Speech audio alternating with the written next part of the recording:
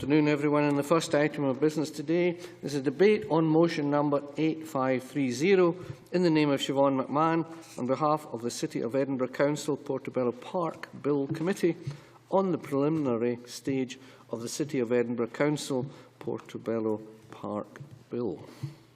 I'd invite members who wish to speak in the debate to press the request to speak buttons now. And if you're ready, Ms McMahon, to speak to and move the motion on behalf of the committee. 10 minutes, please. Thank you, Deputy Presiding Officer. As convener of the City of Edinburgh Council Portobello-Park Bill Committee, I am pleased to open this preliminary stage debate. I would also like to begin by thanking my colleagues in the committee for their support and assistance throughout this process. I know that my colleague James Dornan is not with us this afternoon, but my thoughts are with him at this time. It's my first time as convener of a committee of this Parliament, and although I have welcomed the challenge, I couldn't have met the challenge without my colleagues' support. I would also like to thank the committee clerks and the Parliament's legal team for their advice they have given me and other committee members, and for the time they have given to all aspects of this bill. Finally, I would like to thank all those who have assisted the committee in the scrutiny of the bill at this first stage, including the common good law experts in the field who provided evidence to the committee, and to the objectors who have engaged in this process and assisted the committee in its understanding of the issues and concerns raised by the proposals. The bill is very short, extending to only 5 sections, but it is nonetheless very controversial, and the actions which it would facilitate, the building of a new high school in Portobello-Park, is not without its critics. The bill presents complex legal issues which the committee was keen to understand in some depth before considering the merits of and arguments against the proposal. By way of background, the issue of the much-needed new high school for Portobello has a long history, and there appears to be general consensus that a new school is needed. The question of the location of the school in Portobello-Park seems to be the key issue. Portobello-Park forms part of an area of land purchase not gifted to, as the committee report inaccurately stated, and which has now been corrected, the Council's predecessor body from Sir James Miller in 1898. The disposition provided that the land was to be used exclusively as a public park and recreation ground for the benefit of the local community, and also contained a condition against building on the park other than building consistent with the use of the land as a public park or recreation ground. The selection of the park as the site for the school date backs to 2006, when the Council agreed that it was the preferred location. Planning permission was granted in February 2011, and the intention was to appropriate the park for the new school. However, this was challenged in a judicial review petition in the Court of Session by Portobello Park Action Group, and in September 2012 the Inner House decided to uphold the petitioner's appeal on the basis that existing law for the disposal of common good land did not extend to the appropriation of inalienable common good land. This meant that the Council could not move the site for its recreation to its education function, and therefore could not build the school in the park. The bill was introduced in April of the year by the promoter, the City of Edinburgh Council. Its purpose is to remove the legal obstacle identified by the Inner House in order to allow the City of Edinburgh Council to use Portobello Park as the site of the new Portobello High School.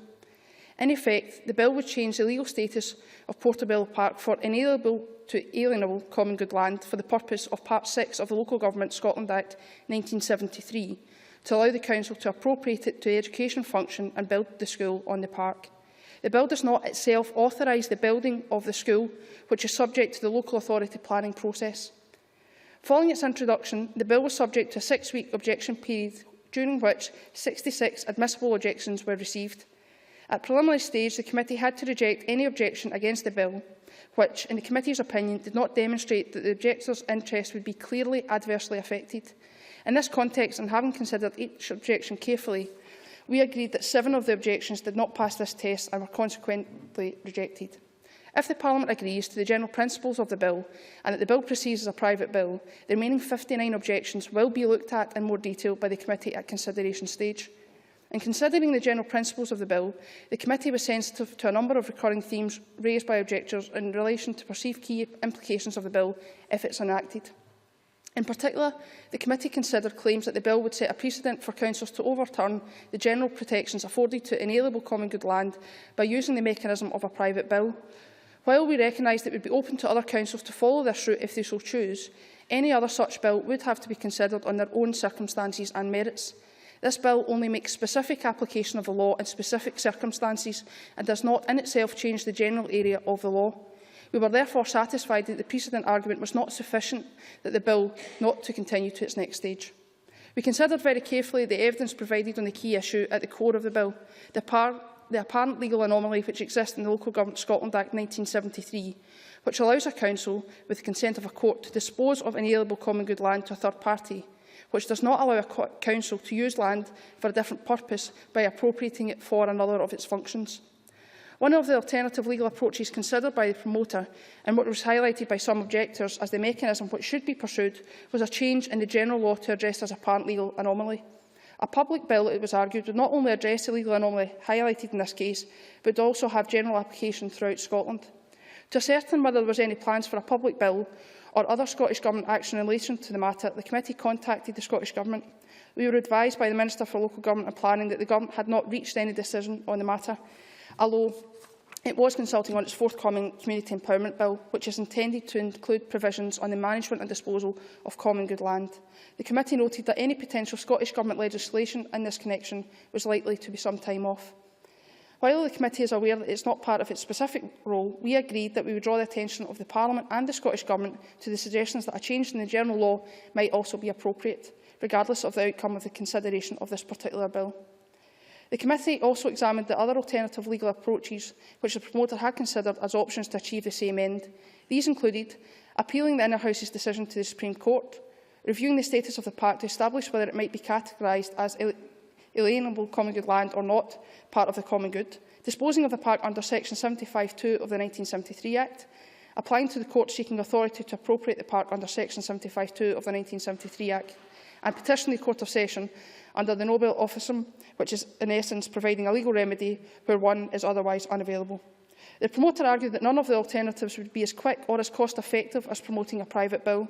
The committee is satisfied that the promoter was justified in pursuing the private bill process as opposed to other possible legal options at this juncture.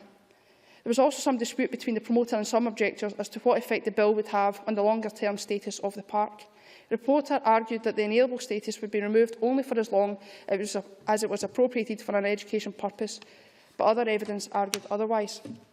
The committee is persuaded that, should the bill continue to a consideration stage, an amendment be lodged which would provide safeguards for any future use to protect its inalienable common good status, should it no longer be used for an educational purpose. As well as considering the general principles of the bill, Private Bill Committee must also take a view as to whether the bill should proceed as a private bill. To this end, the committee had to satisfy itself that the bill conforms with standing order requirements in relation to the definition of a private bill and that the accompanying documents were adequate to allow proper scrutiny of the bill. On the first point, the committee was satisfied that the bill complies with the standing order definition of a private bill.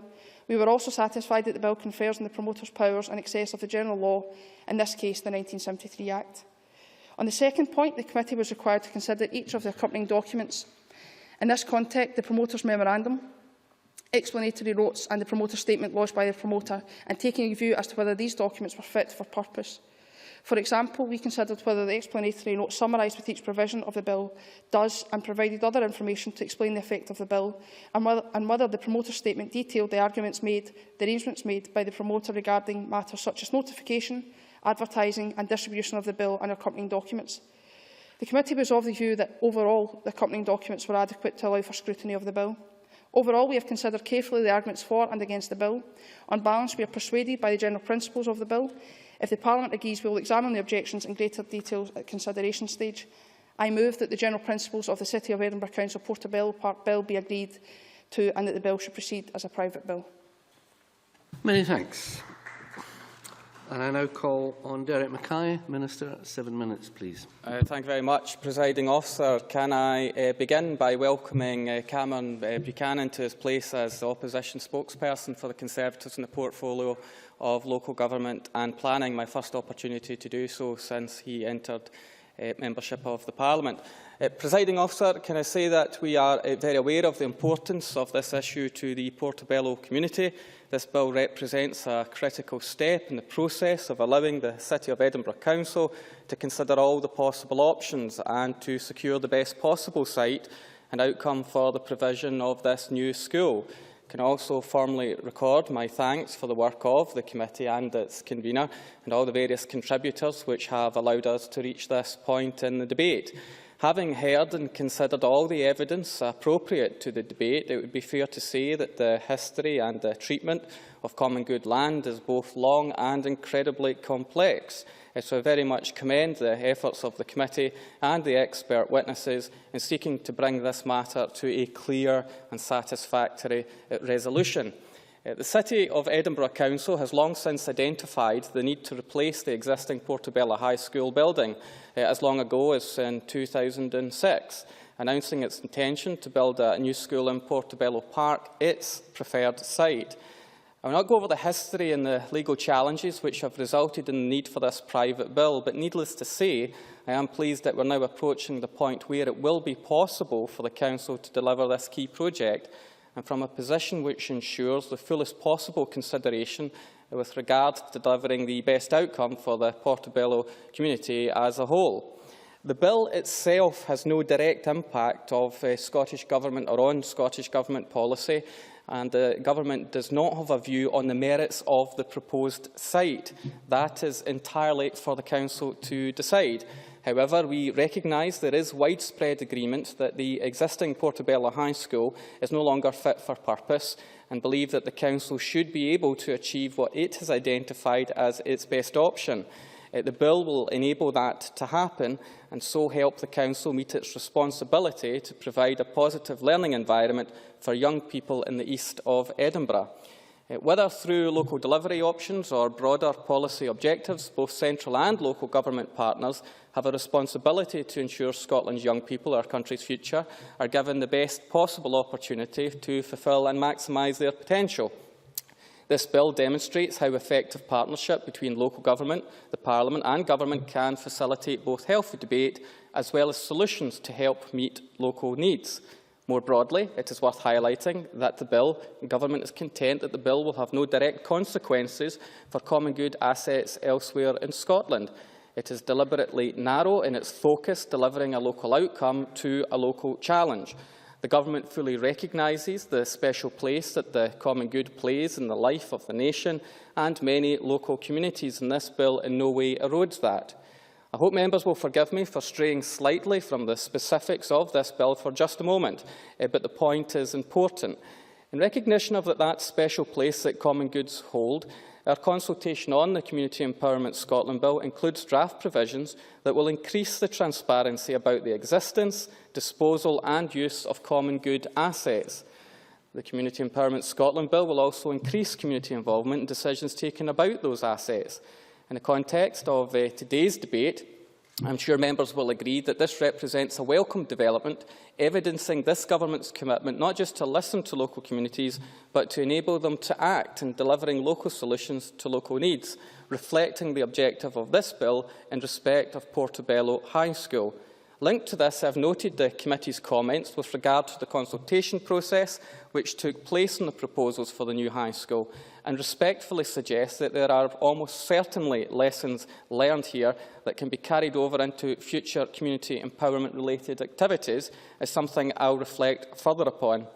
However, to return to the bill we are debating today, there is clearly no debate over the need for Edinburgh City Council to proceed urgently with the building of a new Portobello High School, having first flagged their intention to do so in 2006. The committee has received thorough and comprehensive advice and representations from the community, its representatives and from expert witnesses, both for and against the Council's favoured option. It has also given cognizance to the role of Edinburgh City Council in respect of its function as the local planning authority and the role of Parliament in terms of legislative competence. The approach proposed here also broadly reflects current government thinking in respect of community empowerment. The process to bring us to this stage has therefore been robust. However, there are, by definition, always two sides to every debate, and I look forward to members' contributions this afternoon. Excellent. Many thanks. I now call on Kezia Dugdale. Ms Dugdale, 5 minutes, please. Thank you very much, Presiding Officer. Can I thank the committee for their service to this issue? I live in the Edinburgh Eastern constituency, not far from the school, and members will know that the private bill process explicitly states that members who represent the area affected by the bill are explicitly excluded from being included in the committee's process. When I first discussed that or discovered it, I was slightly anxious that I could not confer to them just how important this issue was to the local community.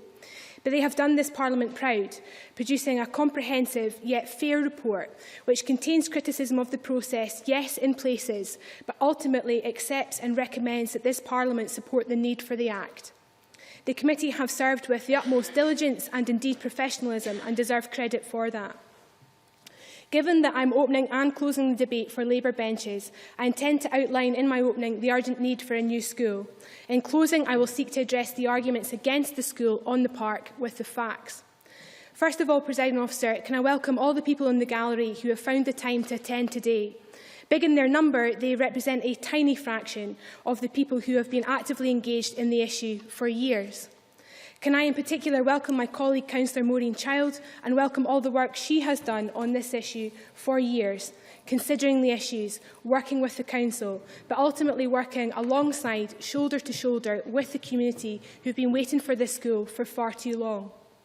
Can I also pay tribute to Peggy MacArthur and her team for their outstanding leadership of what remains a wonderful school at the heart of a community pounding with life, culture, sport and opportunity. And I worry that in the decade-long battle for a new school, the considerable merits and achievements of the current school and its pupils are almost overlooked. Finally, may I highlight the work of PFANS and the Parent Council.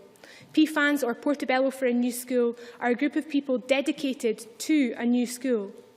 But in progressing the case for the school, they have also enhanced and progressed the community itself, building a forum for regular debate, yes, about the school, but also about wider issues.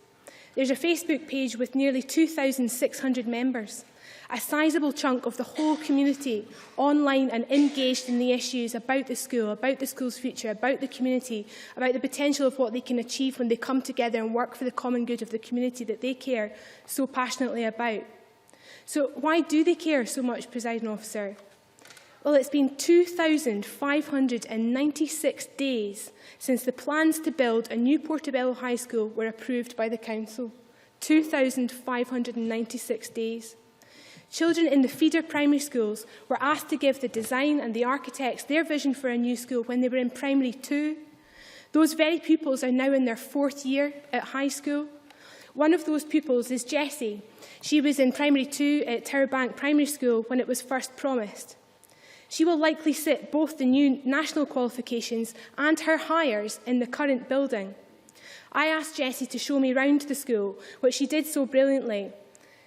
The issue most prevalent to her was the state of the stairwells. There are 1,450 pupils in this school, in a column stack of a school, and when the bell goes at the end of a class, they all have to fire into these tiny stairwells and move from one floor to the other, often getting crushed under incredible pressure. It's such a big problem that it drives the timetabling of the classes in the school, so that pupils don't have to go from the top floor to the bottom, despite whatever subject it is, simply because of the logistics of getting the kids around the school. It's ridiculous. There are temporary buildings that have been there for years that the kids are taught maths and technology in. The Assembly Hall roof blew off when the winds were strong and the school had to be closed for a day, not simply because that made the school dangerous, but because they simply couldn't get the kids from one part of the school to the other because it was so cramped. Because the roof blew off, the school had to close. It's quite frankly ridiculous. And then we get to sport, Presiding Officer. The school has special dispensation not to deliver on the 2 hours of PE each week because there aren't the sports facilities on site to allow them to do so. The school has to spend £70 a lesson getting the kids from the school to the Jack Cain Centre, £70 that comes out of that school's own budget. And when they get to the Jack Cain Centre, they only get 15 minutes of sport. This cannot go on. A new school on the park will provide groundbreaking sports facilities which will allow the school to continue to deliver on sporting merit. And it is a fantastic school when it comes to sport. It is the heart of basketball in Scotland. They considerably contribute to football and rugby and a number of other different issues. These issues will be so familiar to the people in the gallery and the people involved in this issue day in, day out. But I'm conscious that other members around the Parliament may not be aware of the strength of feeling in the community because of the fact that it's been going on too long. So as I said, Presiding Officer, I will return in my closing to the reasons why the school has to be built on the park and counter some of the arguments against it. But be in no doubt, the people of Portobello want this school and they want it on Portobello-Park. Thank you. Many thanks. Now call on Cameron Buchanan. Mr Buchanan, up to 5 minutes too, please. Thank you, Presiding Officer. The City of Edinburgh Council Portobello-Park Bill will change the law in order to allow the City of Edinburgh Council to appropriate Portobello-Park to build a school. The Parliament is being asked to approve that straightforward principle today. Nothing more, nothing less. And I think it's important that we do not lose sight of the fact that the public realise what this bill is really about. I don't think it's about the need for a new school, to which we all agree. A number of us have received correspondence from residents concerned with the bill. The question of the competency of the private bill was raised. Specifically, the guidance on private bills was cited, which requires that such bills should only be considered if a statutory remedy is not necessary, or if a change to the general public law would be more appropriate. In the context of the former point, some people have raised the alternative sites open to the City Council for a new school. However, I don't think it's appropriate for the Parliament to visit this matter in depth, particularly since the Council voted unanimously to pursue the Portobello-Park option via the private bill route. I think what we must accept is that Portobello-Park is the best option for the school. The second objection to the bill's competency was made in relation to whether other legal solutions were more appropriate. From the evidence presented to the committee, I note that there is broad agreement that such options are non-starters and that a statutory solution such as this is the only way forward. However, within this, there was a contention that the change to the law on appropriation of common good land should be made through a public bill. I share the committee's view that given this particular set of circumstances surrounding the new Portobello High School, it is both necessary and acceptable to pursue the private bill option. Beyond these technical objections, a key concern has been raised by a number of people, namely the wider implication of the bill for the common good land. Presiding Officer, we need to take these concerns seriously. I think it's best in the interest of all concerned, including those of us who support the bill, that we demonstrate that no such danger exists due to the specific area of law to which it addresses. And we must be clear about precisely what the area of the law this bill relates to. It is not about the broad issue of safeguards for common good land. Leaving that aside, it is about the land at Portobello Park and Portobello Park alone. This bill concerns the principle of appropriation of inalienable common good land. Indeed, more specifically still, is about the appropriation of such land for the City Council's education authority functions. There are a number of reasons why I don't see more local authorities introducing other private bills on the back of this, which everybody is afraid of. Of course, one key point is that private bills are not commonplace or straightforward, and in any case, especially when you consider the constraints on parliamentary time. But beyond this, the appropriation of inalienable common good land for the purposes of education is such a narrow issue that it is not likely to affect many other cases for the time being.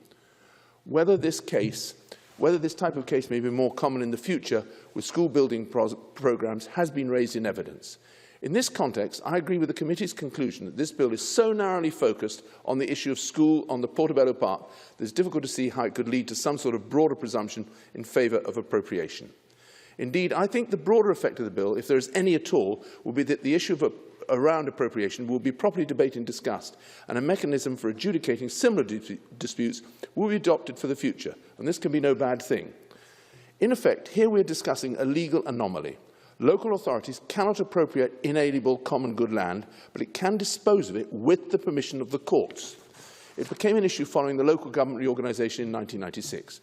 Prior to that, the district councils could dispose of inalienable land to regional councils as they were the education authorities. And indeed, an example of this was cited in Wishaw with the Old Strathclyde Regional Council. However, following the local authority reorganisation, disposal was no longer an option. Therefore, we've arrived at a position where a local authority can dispose, sell off and develop inalienable common good land with court permission. However, it cannot use the land to provide much needed and long overdue school premises, as there is no power or legal process to adjudicate where they should wish to do so. It seems, on a point of principle, unfair to allow such an anomaly to stand in the way of a new school which we know is much needed. Presiding Officer, as we've heard and the committee found, the private bill route is the best option for resolving the very specific set of circumstances which Portobello presents. That bill gives the City of Edinburgh Council a mechanism to appropriate Portobello Park, as this case has highlighted there is at present no existing means for it legally to do so. Because of the obvious need for a school, and because we can satisfy ourselves that there is little danger of setting a wider precedent realistically due to the focus on Portobello Park and the very particular circumstances surrounding it, we have no good reason to oppose this bill. Indeed, given the desperate need for a new school, we support it. Many thanks. And we now move to open debate, and I call on Fiona MacLeod to be followed by Alison Johnston. Up to 4 minutes, please.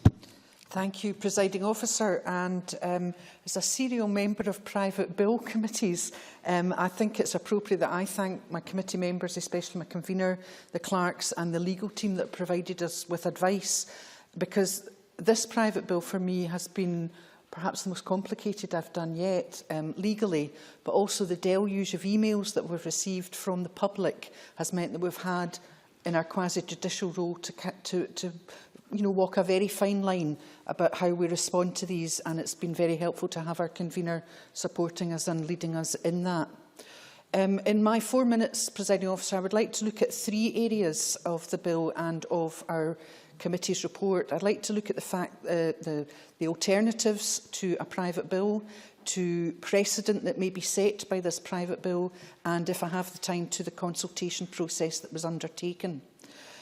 When City of Edinburgh Council came to us as a committee and suggested that a private bill was the correct route, they did, of course, list the alternatives that they had looked at, and the convener has, in her opening remarks, gone through those alternatives that were looked at. And if I can draw other members' attention to paragraphs 74 to 96 of our report, where we comprehensively go through the alternatives that were considered by City of Edinburgh Council and the reasons for why those alternatives were rejected, and that the conclusion was that a private bill was the correct process to go down. And if I look at paragraph 97 of our report, on page 18, and quote from it, "The committee is satisfied that the Council was justified in pursuing the private bill process and none of the other possible alternatives to achieve its objective." Something that we took a lot of time and care over before we came to that conclusion at paragraph 97. A lot has been made of this private bill that if it proceeds and is passed, that we will be setting a precedent that other councils throughout Scotland could follow. Now, the convener has already addressed that, as has Cameron Buchanan in his remarks. And again, I would just like to refer other members, when making their decision, to paragraph 68 on page 13 of our report, to see that in some ways this can already happen. Motherwell, Kirkcaldy, Western Bartonshire, South Lanarkshire, North Lanarkshire have all used various routes to be able to take inalienable common good land and use it especially for educational purposes. So what City of Edinburgh Council is proposing to do here in the private bill for Portobello-Park is not unique and is following a tradition. So this bill will not be setting a precedent, as in it's not the first time that this route has been followed.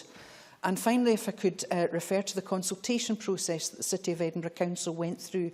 The Minister himself remarked on that, because at paragraph 120 in our report, which I'll not quote but I'll refer other members to, we did say that we thought that City of Edinburgh Council had gone through a consultation process, and a fairly comprehensive one, but that there were some perhaps mistakes or areas where it could have been better were identified. And what we did also say was that we did note that in the process there was some rectification of some of the problems that had occurred at the beginning of that process. One area I did want to pick up on that we got a lot of emails about, or was contained in a lot of the emails, was that City of Edinburgh Council in their consultation process actually went out and consulted with young people and pupils. I don't think that's a negative. I entirely think that's a positive. There is no reason why young people and pupils should not, cannot be consulted on their future. So I recommend the report to Parliament. Thank you. Excellent. Many thanks. Now call on Alison Johnson, to be followed by Dr Elaine Murray. 4 minutes, please. Thank you, Presiding Officer. I'd like to declare my interest as a City of Edinburgh councillor from 2007 to 12, a Lothian MSP currently, and as a board member of Fields and Trust. The controversy over Portobello-Park goes back over many years and has been deeply divisive for that community. During my time as a councillor, I was very critical of how the council had handled the decision as to whether a replacement high school should be built on the common good land that is the park.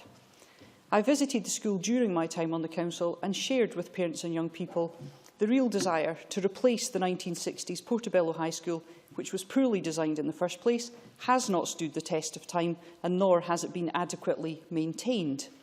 But I also believe that the Council has been too dismissive and at times disrespectful of those in the community who did not want the school built on the park. Regardless of where anyone stands on this debate, it is important that they're able to state a position without fear of ridicule or demonisation. Otherwise, the process of moving on after a conclusion is reached becomes so much harder. Presiding Officer, hindsight is a great thing. But it's clear that had we all known in 2005 what we know now, a different set of options and potential paths would have been followed. A new school would be up and running now and delivering the quality secondary education which our young people need and deserve. But we're now in 2014. The need for a new high school has grown, not diminished. The condition of the school has worsened. I'm no longer a councillor, but as an MSP, I have to take a position on this private bill, which is the Council's way of dealing with the common good status of the park that otherwise would prevent a school being built there. It's no longer 2005. 9 years have passed since the Council first made its decision. The choices we face now, with so much water having flowed under the bridge, are different. The school has planning permission to be built in the park. A contractor is in place to do so. Community consultation a year ago had a massive response and a fairly hefty majority in favour of building in the park. And however many criticisms one can level at the community consultation, it is difficult to argue that the will of the community is other than that which emerged from the consultation. In the unique circumstances we now find ourselves, and having weighed up all the issues over a long period, I will support the bill today, while seeking strengthening of assurances and protections concerning the future of the site itself and the compensatory green space. The issue now, Presiding Officer, is the conditions which are attached to the school being built at one end of the park. What assurances can be secured that new playing fields will always be accessible to the community at large? What certainty is there that the old high school site, once the new St John's Primary School is built, will be transformed into high-quality green and open space to be enjoyed for generations to come? The Council has moved some distance on these matters, but they must now be secured for the long term.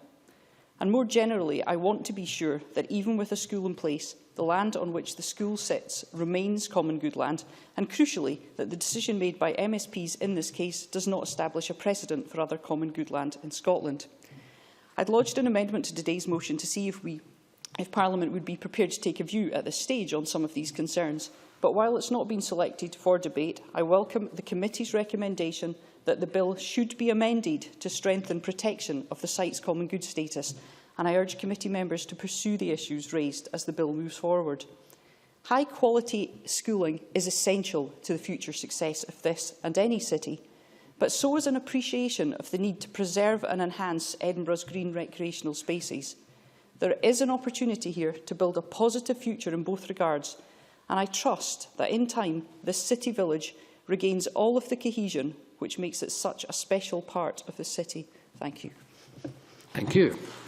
Now call on Dr Elaine Murray, after which we move to closing speeches. 4 minutes, please, Dr Murray. Thank you, Presiding Officer. Colleagues may be surprised that a member representing a constituency in the south of Scotland should be taking part in a debate brought to Parliament by the City of Edinburgh Council to resolve a particular issue which prevents a new school plans from progressing. I was, of course, brought up in Edinburgh, and I have very pleasant memories of Portobello, particularly of the outdoor swimming pool with a wave machine, which most people here are probably too young to recall. But that's not the reason I'm speaking in this debate. I am interested in the issues around the common good land and the reasons which this bill has had to come forward. Because the obstacle preventing the plans for the new Portobello school progressing have arisen through what seems to be an anomaly in legislation which was passed over 40 years ago. Common good funds are the assets and income of the former boroughs of Scotland, portfolios of land, property and investments which by law exist for the common good of the inhabitants of the former boroughs, not the residents, as it happens, of the current local authorities. Title to the common good is held by successor local authorities, so the Local Government Act of 1973 transferred the assets which were held by the town councils to the new district councils, which were formed in 1975. And then after that, the Local Government Scotland Act of 1994 transferred them to the new unitary authorities in 1996. But then, of course, some town councils transferred the town's common good assets in 1975 into new trusts in order to prevent them from being taken over by the new district councils. And other properties were purchased or gifted to communities for specific purposes or for the benefit of a particular group of residents. And some were owned, indeed, by boroughs which didn't have town councils prior to 1975. And this is a very complex situation, so often knowledge and the documentation on common good properties is very poor. And indeed in Dumfries we found a number of properties very recently were found to be common good properties, which people hadn't actually been aware of previously. So the situation is indeed very complex.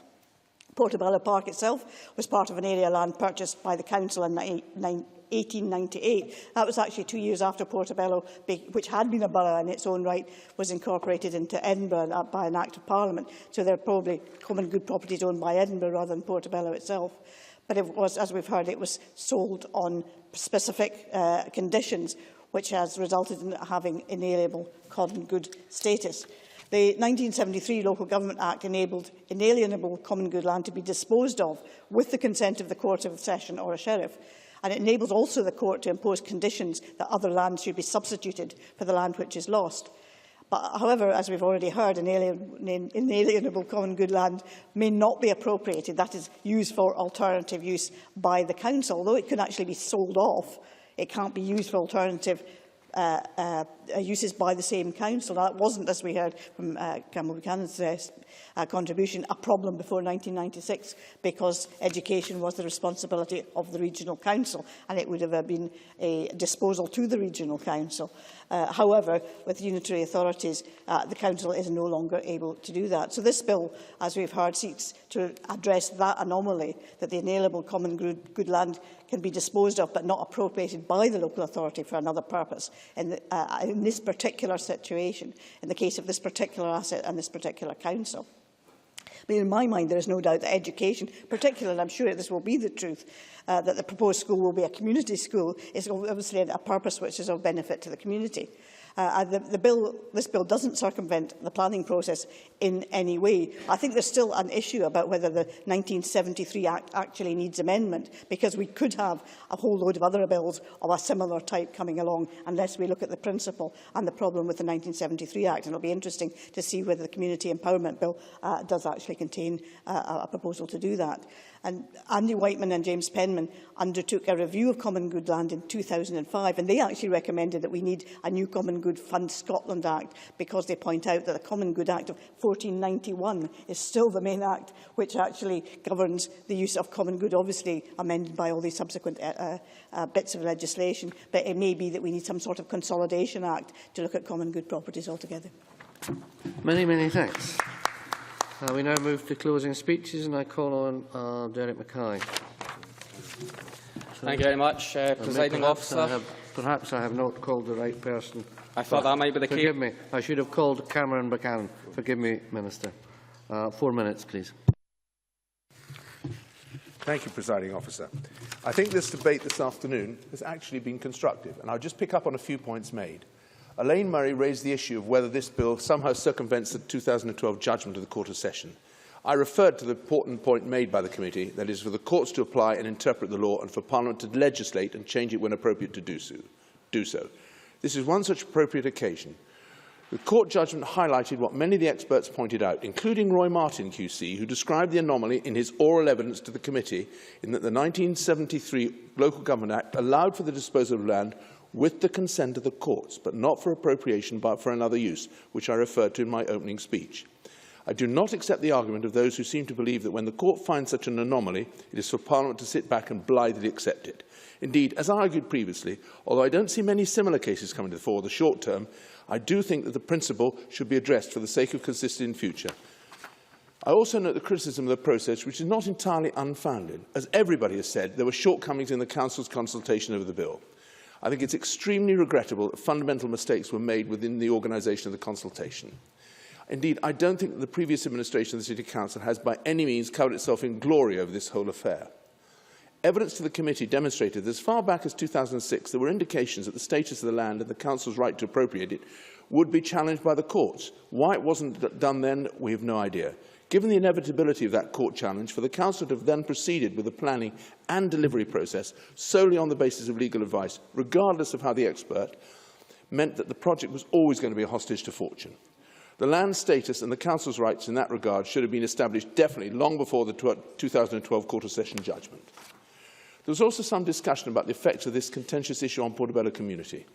Presiding Officer, I can understand that the concerns of those within the community, and indeed those who are further afield, about the loss of common good land, or any parkland in any within our cities and towns. As Alison Johnson said, it is of tremendous value and we have less and less, and it's very important. But I don't think this is an issue here. It's not an issue of common land, it's an issue about the school. We all agree that it's an excellent school, really well founded, and got great sporting abilities and a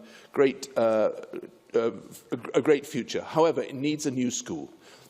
The important thing is the Committee of Edinburgh Council to designate the existing site of the Portobello High School as a new park or similar recreation facility and to give it this field in trust status. This undertaking is critical and we must hold the City Council to account over this. It is importance that can hardly be overstated, as of course it means that the overall loss of green space within Portobello is kept to a minimum.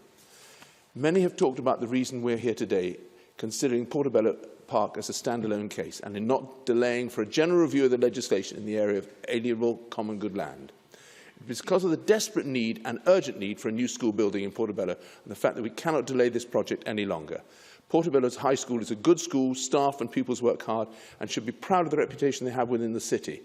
However, we have to question how we can produce confident learners and instill pupils with that all-important sense of belief and persuade them of their own worth when at the same time you continue to teach them in a building that is not fit for purpose and is in desperate need of replacing. Quite simply, you cannot dismiss the effect of learning in such an environment has on the school ethos. It is because of this that the peoples of Portobello deserve a new school, and because of no good reasons to oppose the bill, I am pleased to confirm my support. Excellent. Thank you very much. I'm now calling Kezia Dugdale. Up to 4 minutes, please, Ms Dugdale. Thank you, Presiding Officer. Having established the case for the school in opening, I tend to address some of the counter-arguments. The first is common good. The status and future of common good land has been at the heart of the recent debate around the school on the park. And early on in my tenure as an MSP for the Lothians, I organised a public meeting specifically on this issue in Portobello Town Hall. 250 people turned out, so much so that we had to open the upstairs part of the hall and have people sat there where there weren't the tables and the maps and all the materials that we were using to try and work our way through the arguments. I invited Andy Whiteman to speak, and Andy Whiteman came and he talked to the whole community about the history of common good, what it meant, what it was for, in a really informative and engaging and enlightening way. After that, everybody at the public meeting sat round tables with giant maps, with cut-out versions of the school and the maps, literally trying to work out where else in Portobello this school could go. Where could it possibly go on that map if it wasn't going to be on the park? And the answer is that despite the 17 different options that we had, the park was the only credible option for the new school. What few alternatives that were available would have resulted in a school on a compromised site, but also take far longer to deliver and at a much higher cost. Money which had been taken away from other schools within the Edinburgh City Council area. The park is quite clearly the best site for the school, and that was the very clear message from that public meeting of 250 people that night. Common good, by its very nature, exists for the benefit of the community, and this bill is in the best interests of the community. It's important to note that there will be no change to the status of common good land. The park itself will continue to be common good, but common good for the purposes of education. The neighbouring Portobello Golf Course, recently granted the Diamond Jubilee Park status, is protected in perpetuity for the purposes of public recreation. Can I thank Fiona MacLeod for highlighting the sections of the report which address the question of precedent, paragraphs 68 to 70, and I actually think it's worth highlighting them in detail. They say, while the committee accepts that it will be open for other councils to follow the private bill route if they so choose, each case would have to be considered on its own circumstances and merits. Each case like this would require its own bill. 69.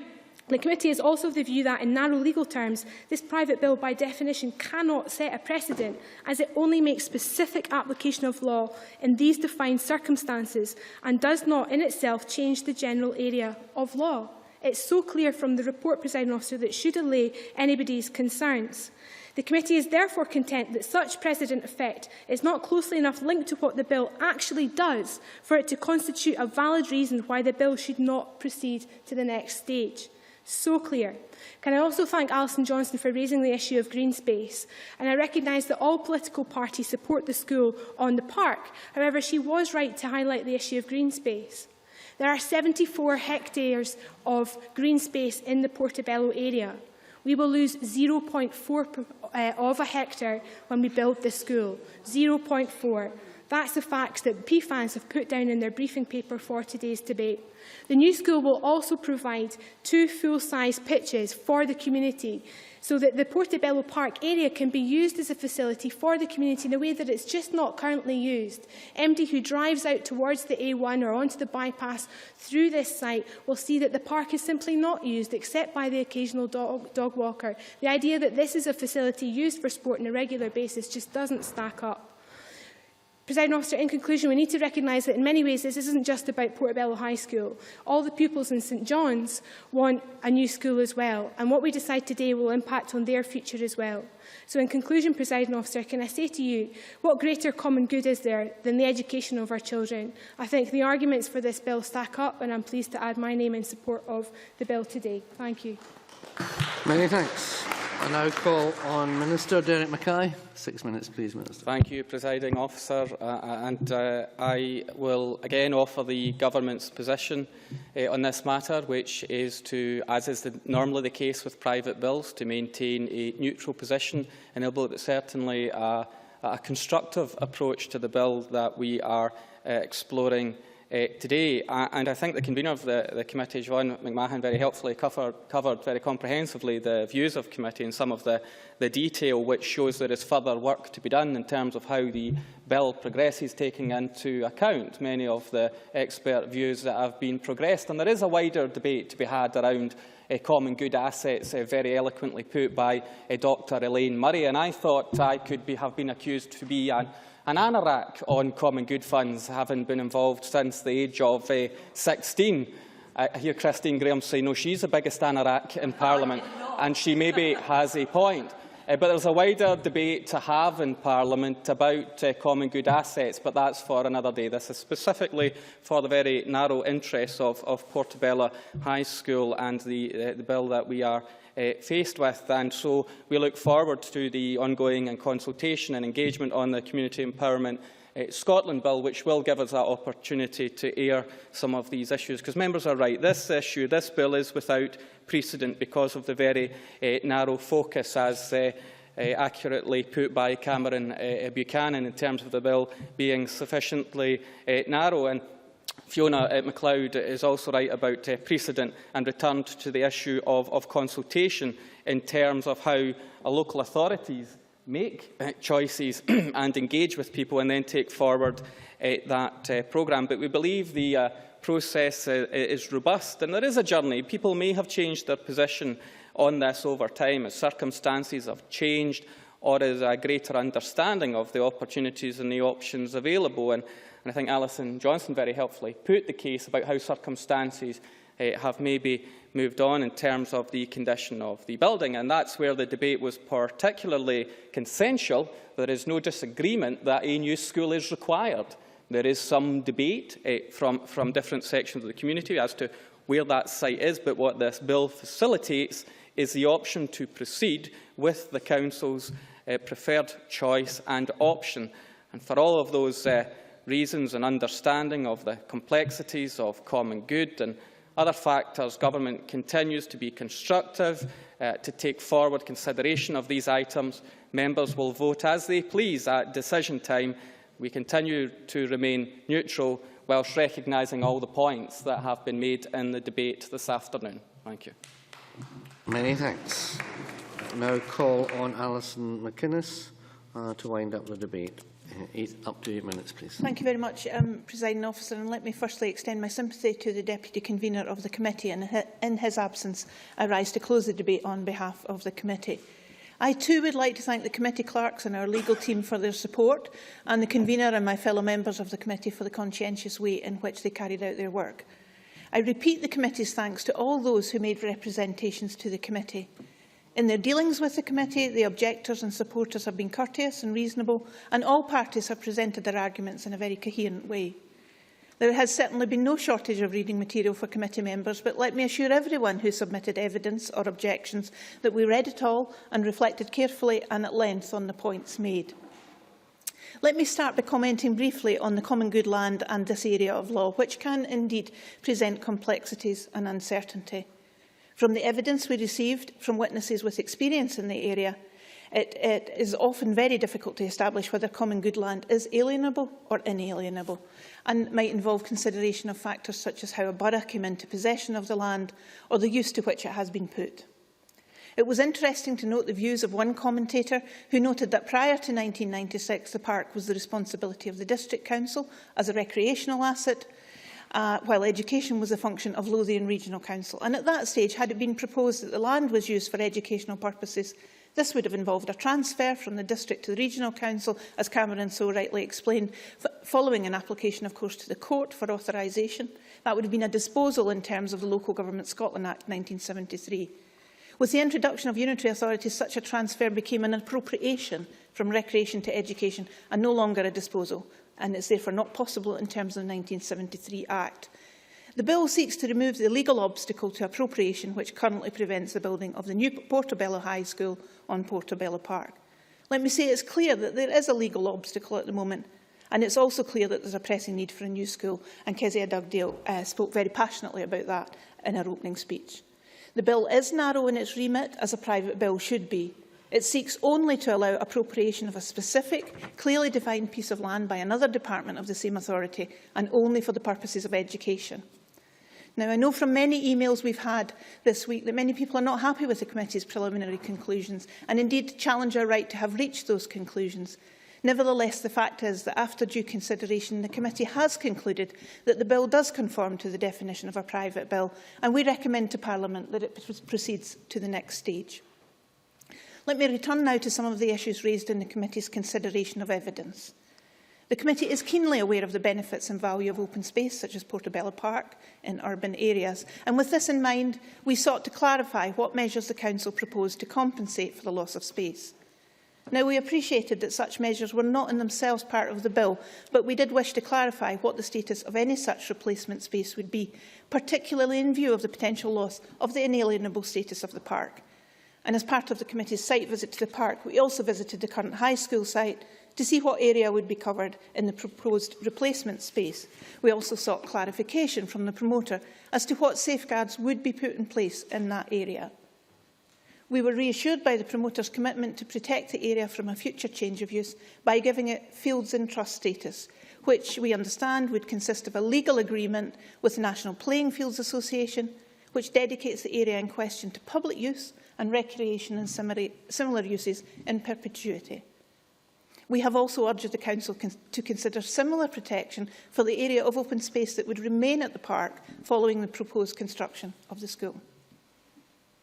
In considering the general principles of the bill, the committee, in addition to receiving both written and oral evidence from the experts in the field of common good law, also heard from the promoter, from Portobello-Park Action Group, who are the main objectors, and from Portobello for a New School, supporters of the bill.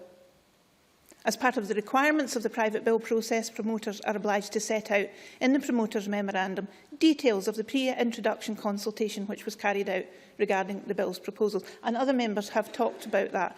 The promoter went into some detail in the memorandum regarding the measures they had taken to make the consultation, in its view, a meaningful exercise. These included the distribution of information leaflets to individual households, a number of exhibition and roadshow events, and 2 public meetings. Objectors presented arguments alleging serious flaws in the process, such as a shortened consultation period over the Christmas holiday period, the lack of a balanced approach in relation to the content of leaflets, presentations and displays in public areas, and the survey format analysis of results. And while we noted the extent that the promoter appeared to have gone to publicise the consultation and engage with those, we did note the range of claims and the levels of dissatisfaction with the process, which were detailed in the objections. And in our report, we encouraged the promoter to reflect on the lessons learned during the process. At this point, it's probably worth noting what the committee hasn't done. The committee did not feel it was appropriate for it to take a view on issues which were properly for the Council to reach a position on. And for that reason, we did not explore the detail of the review or the options appraisal, or of course any issues relating to planning conditions. As the convener and our other committee member, Fiona MacLeod, have already stated, the committee was very conscious of the concerns which have been expressed by objectors and others in relation to the possibility of this bill setting a precedent for local authorities to use the private bill process as a means of undermining the protection afforded to inalienable common good land. I welcome the Minister's clear statement that the bill has no direct consequence on common good land elsewhere. While the committee accepts it will be open to other councils to follow the private bill route if they so choose, each case would, as others have said, have to be considered on its own circumstances and merits. And we are therefore satisfied that the precedent argument is not sufficient to prevent the bill continuing to consideration stage. Responding to Alison Johnson's point about strengthening assurances, as a committee we will be seeking amendments to the bill at the next stage to ensure that, should the park no longer be used for the proposed purpose, its inalienable status would be protected. And this should reassure those with any concerns about the park's future status. On the question of replacement open space, I refer again to the promoter's commitment to protect the area by fields and trust status. In conclusion, I am pleased to support the motion that the general principles of the City of Edinburgh Council Portobello-Park Bill be agreed to and that the bill should proceed as a private bill. Thank you very much. And that concludes the debate on the City of Edinburgh Council Portobello-Park Bill. And it's now time to move on to the next item of business, which is a debate on motion number 8666 in the name of Christine Graham on behalf of the Justice Committee on its report on the inquiry into the effectiveness of the provisions of the Title Conditions Scotland Act 2003. I'd invite members who wish to speak in this debate to press the request to speak buttons now, and I would call on Christine Graham to speak to and move the motion on behalf of the committee. Ms Graham, 10 minutes or thereby, please. Tactful thereby. Thank you very much, Deputy Presiding Officer. I move the motion in my name and I welcome the opportunity on behalf of the Justice Committee to hold this debate. I thank all those who provided written submissions and gave oral evidence to the committee. As a preliminary, Deputy Presiding Officer, you may feel you have drawn the short straw. Perhaps we all have. I have 10 minutes yet again that I may have struggled to fill, but I probably will. But fear not.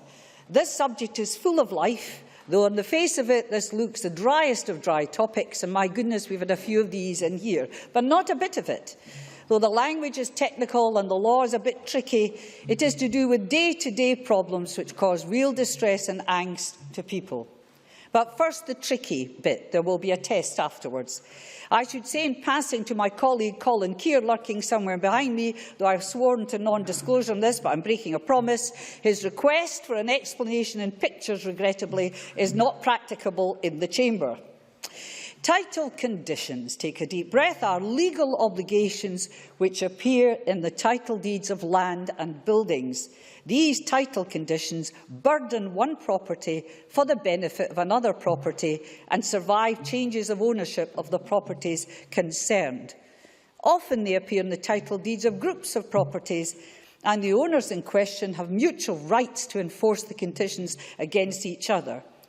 Now, that word burden shouldn't frighten the horses, because I'm going to give an example. You may have been there yourself. If you've not been there, I'm sure you've had constituents in this pickle when communal repairs, say to the roof or the stairwell of a tenemented property, need urgently done, and only those affected, let's say the top floor occupants for one, feel the urgency as they watch the damp patches spread across the ceiling and hear the drip, drip, drip of unwelcome rainwater in the eaves. If you have no factor, more of that later, to instruct, it's even more trying. While the 6 or 8 tenemented properties may share the liability for cost of repairs to those roofs because of those tricky little title deeds and those burdens, saying it is easy, but getting the money for the work to be done is quite another matter. You can add to this mix the difficulties in having repairs agreed and paid when you've got right to buy properties now in the ownership of people, right to buy from local authorities as part of the tenemented building, and others that are rented from other associations. So you've got mixed ownership. That makes it even more difficult to get any kind of agreement, doesn't matter what it says in your title deeds, about getting the leak in the roof fixed. So it really should be an advantage to have a factor who is employed to manage all this for everybody in the tenements or elsewhere, say in even a bigger development, where there are these shared liabilities for repairs and maintenance of what I'll call common property, such as roofs and stairwells, but it can include walls and fences and so on. If you have a factor, as I've said, it can help. If you have a good factoring service, which you're of course paying for, good and well. But it's very difficult to switch factors if you're not happy with the service. Why is that? Because it can require 2/3 of the people owning the properties to agree, because it says so in those tricky little title deeds. Not all tenement flats are occupied by the owner, so that's the first problem. If you've got an absentee landlord, who do you know to tell and ask and get their agreement? And it's tough enough in any event to get agreement, let alone know who to ask. So the first step would be one way or the other to make it easier for those requiring information to identify the landlords. So our view as a committee was that the government should legislate so that factors could tell everybody else who everybody else owned the different flats. Now, it's not easy because it would breach data protection. I know the government isn't keen to do that, and it would be helpful to know why, because that's a big issue for people. And it would be helpful also if they tell us what they would do. Now for another tricky bit. This is worse. Section 53 of the 2003 Act gives neighbours a right to enforce burdens, remember what those are, against each other, where there's something called, Deputy Presiding Officer, I'll test you later, a common scheme, and the properties are related. Now the phrase common scheme and the word related are very, very vague. After all, you know the roof above your block of flats or the common stairwell you share with each other in your tenement might give you some kind of responsibility to pay for their maintenance and repair. The trouble is, you might also be liable for some other common scheme of maintenance in the development in which you live, perhaps at some distance. For example, in open areas which are not right next door to your block of flats, not above your head and not the stairwell, and they're not identified clearly in those tricky title deeds. So what on earth does it mean you're responsible for? And that, again, has caused a lot of issues. Now, this is so tricky. We asked the government to invite the Scottish Law Commission, who are just the chaps and chapesses, to deal with tricky legal issues when you don't know what to do, to review Section 53 as part of their work programme.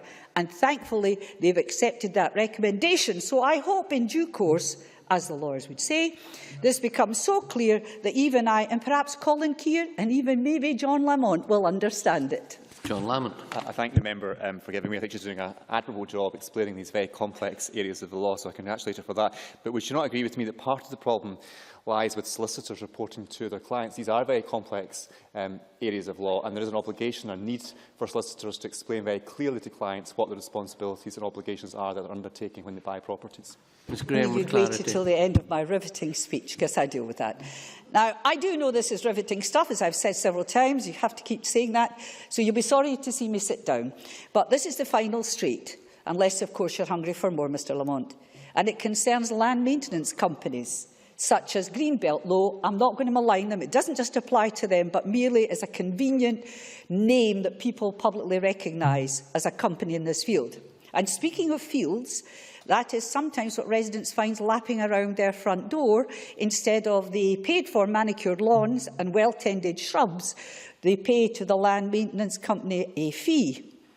Again, and this is quite common on modern estates to have these developments, open green land owned by a company who then charge for its maintenance, as I say, is common. The trouble arises when the company doesn't maintain that bit of green space and the bill still lands in the homeowner's letterbox. Just like the reluctance of those not immediately affected by roof leaks, those distant from the thriving weeds and overgrown shrubs aren't keen to get involved in taking the maintenance company to task.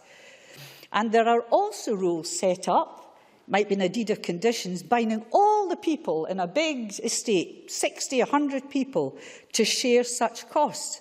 But it requires them to set up an owners' association to deal with the maintenance company, and they don't bother to do it. So everything gets stuck in individual disputes, amounting on occasion on the refusal of a homeowner to pay his or her bill, and it certainly gums up any prospect of replacing the maintenance company.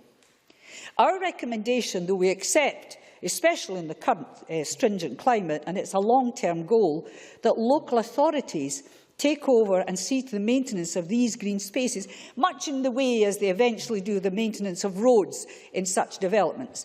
But I think we need the committee felt they needed some mechanism for resolution now, perhaps mediation to resolve disputes in the interim.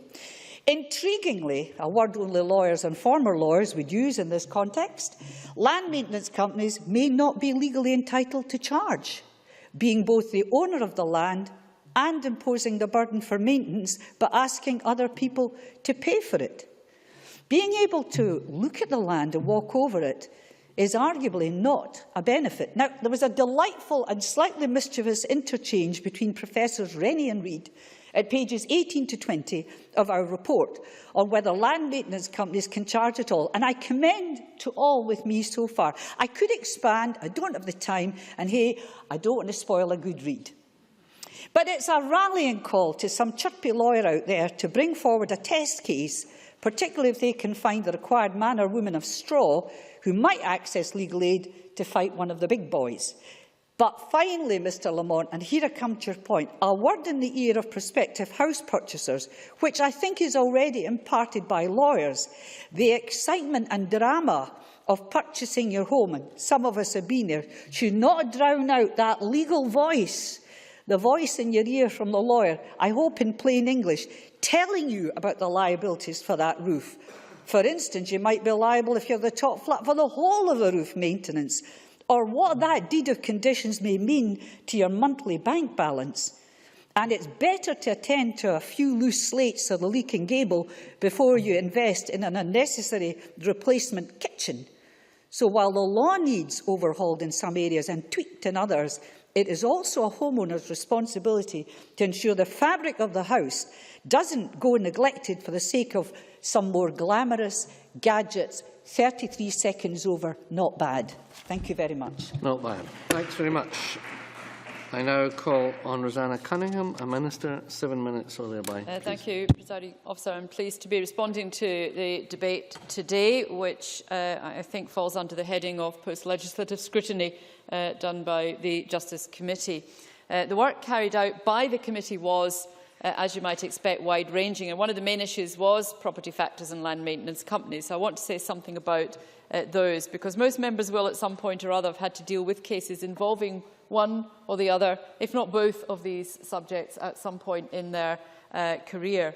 There has, of course, been relatively recent legislation in this area, the Property Factors Scotland Act 2011, brought forward by Patricia Ferguson, and I'm not therefore surprised to see her here this afternoon. The Government has, of course, carried out work to implement the 2011 Act. That Act provided for a compulsory register for factors and land maintenance companies, a statutory code of conduct and a homeowner housing panel. Homeowners can apply to the panel if they believe their factor or land maintenance company has failed to comply with the code of conduct or has otherwise failed to carry out its duties. Since it started operating on the 1st of October 2012, the panel has received over 300 applications. About two-thirds have related to property factors and one-third to land maintenance. And as you might expect, a number of these applications have subsequently been withdrawn or rejected for a variety of different reasons, because applicants must first of all go through the complaints procedures operated by the factor or land maintenance company themselves. And the panel is there to deal with disputes on matters such as standard of service which have not been resolved.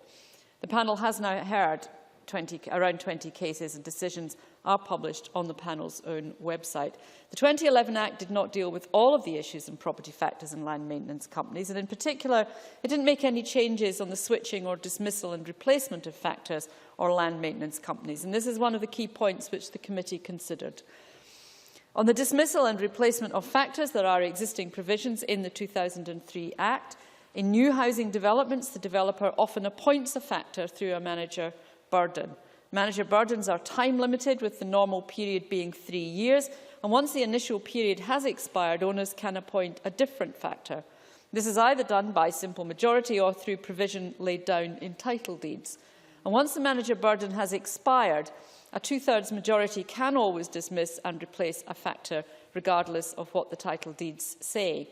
In right-to-buy cases, a two-thirds majority can dismiss and replace the factor straight away. Our view is that these legislative provisions on factors are generally satisfactory. The provisions on manager burdens allow a period of stability when the development is new, and then homeowners have the opportunity to switch factors. The committee did raise some specific points on right-to-buy cases. Issues here seem to be declining, given the fall in right-to-buy sales and indeed this government's planned abolition of right-to-buy. Therefore, we are not proposing any legislative changes on the switching of property factors. However, the legislation, we agree, is not always easy to understand, so we will be issuing guidance on a number of issues, including the following: information on the duration of manager burdens, building on the existing explanatory notes to the 2003 Act, information for factors on making a homeowner's details available to other homeowners, which might make it easier for homeowners to obtain the necessary majority to switch the factor. And this, of course, relates to the point raised by Christine Graham regarding disclosure of owner information. She made the point about the difficulties with data protection, but the added complexity, of course, that data protection is reserved. It is not a devolved matter, so that trying to do that in a legislative sense would result in some further difficulty for this Parliament. It would also provide for public-facing information on the dismissal and replacement of factors and a guide on establishing residents' associations. In some cases, guidance may be included in the publication Common Repair, Common Sense. The Government took this over from Consumer Focus Scotland last year. It's a well-written publication and we'll expand it to provide further information to flat owners. As I've said, there is existing legislation on the dismissal and replacement of factors. The position is much less clear when it comes to the dismissal and replacement of landowning land maintenance companies. We've given serious thought to legislation in this area and indeed consulted on this issue. We're not saying we will never legislate. If voluntary routes are unable to deliver progress, then we will legislate. However, what we are doing at the moment is preparing a code of conduct on the dismissal and replacement of landowning land maintenance companies. And this will cover matters such as the majority required, information companies should provide to homeowners, the transfer of the ownership of the land, and future arrangements for maintaining the land. As our response to committee indicated, we decided against legislation at this stage, as land maintenance companies have been subject to recent legislation, the 2011 Act. It was uncertain if legislation would be any more effective than a code of practice, and any legislation would, of necessity, be complex. This was a marginal decision. We could have legislated, so we will review the effectiveness of the code and keep this matter under close scrutiny and, if necessary, come back to Parliament. We indicated in our response to the committee that in the longer term we will carry out a review of the arrangements in place for land maintenance on housing estates. Thoughts from members on what we could consider in that review would be very welcome. The committee also raised concerns about access to the Lands Tribunal. I know my colleague Sandra White has particular concerns in this area. The issue which the committee raised was expenses liability, and we are considering various potential options here, and as promised in our response to the report, I will write to the committee on this again. Potential options do include, as the Tribunal suggested in supplementary written evidence, a cap on expenses, or changing the provision in the 2003 Act to refer to reasonableness rather than success. As the Tribunal also suggested, authorising the Tribunal to make more decisions on the basis of written material and site visits to reduce expenses. I understand the concerns expressed about individuals facing potentially large bills for expenses, but of course we also need to ensure that we are treating all parties fairly on this. So we will write to the committee with our further thoughts. And finally, the committee considered Section 53. That gives enforcement rights to neighbours in respect of certain real burdens in title deeds created before 2004. It wasn't in the original draft bill proposed by the Scottish Law Commission, and it was added as the bill was going through Parliament. And the committee recommended that the Scottish Law Commission should review Section 53. The Government has accepted this, and as indicated by the convener, the Scottish Law Commission has agreed to a reference in this area. That will most likely commence early in their 9th programme in 2015. In conclusion, the Government is grateful for the committee's report. We've responded and provided an action plan, and we will keep the committee and Parliament closely informed and monitor where necessary. Presiding officer, can I make one very small final point? I am acutely conscious that once again we are involved in a debate where David McCletchie's sense of humour is sorely missed. He could always be relied upon to provoke laughter from even the most unpromising material, and his absence is no more felt than in debates such as this. Thank you. Hear, hear. Many thanks. Now call on Graham Pearson. 5 minutes, please, Mr Pearson. Thank you very much, Presiding Officer. First, can I commence by acknowledging the point made by the Minister in relation to our absent member. He indeed was a tower of strength during my time at the Justice Committee, and on occasions was a good shield when our convener got out of hand.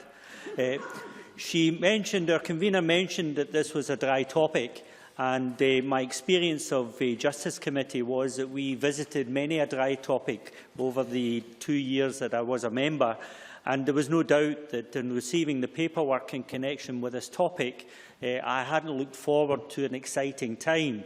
But indeed, on occasions, it was an exciting time, as witnesses gave diametrically opposed views of whether this subject area was properly covered or, alternatively, badly covered.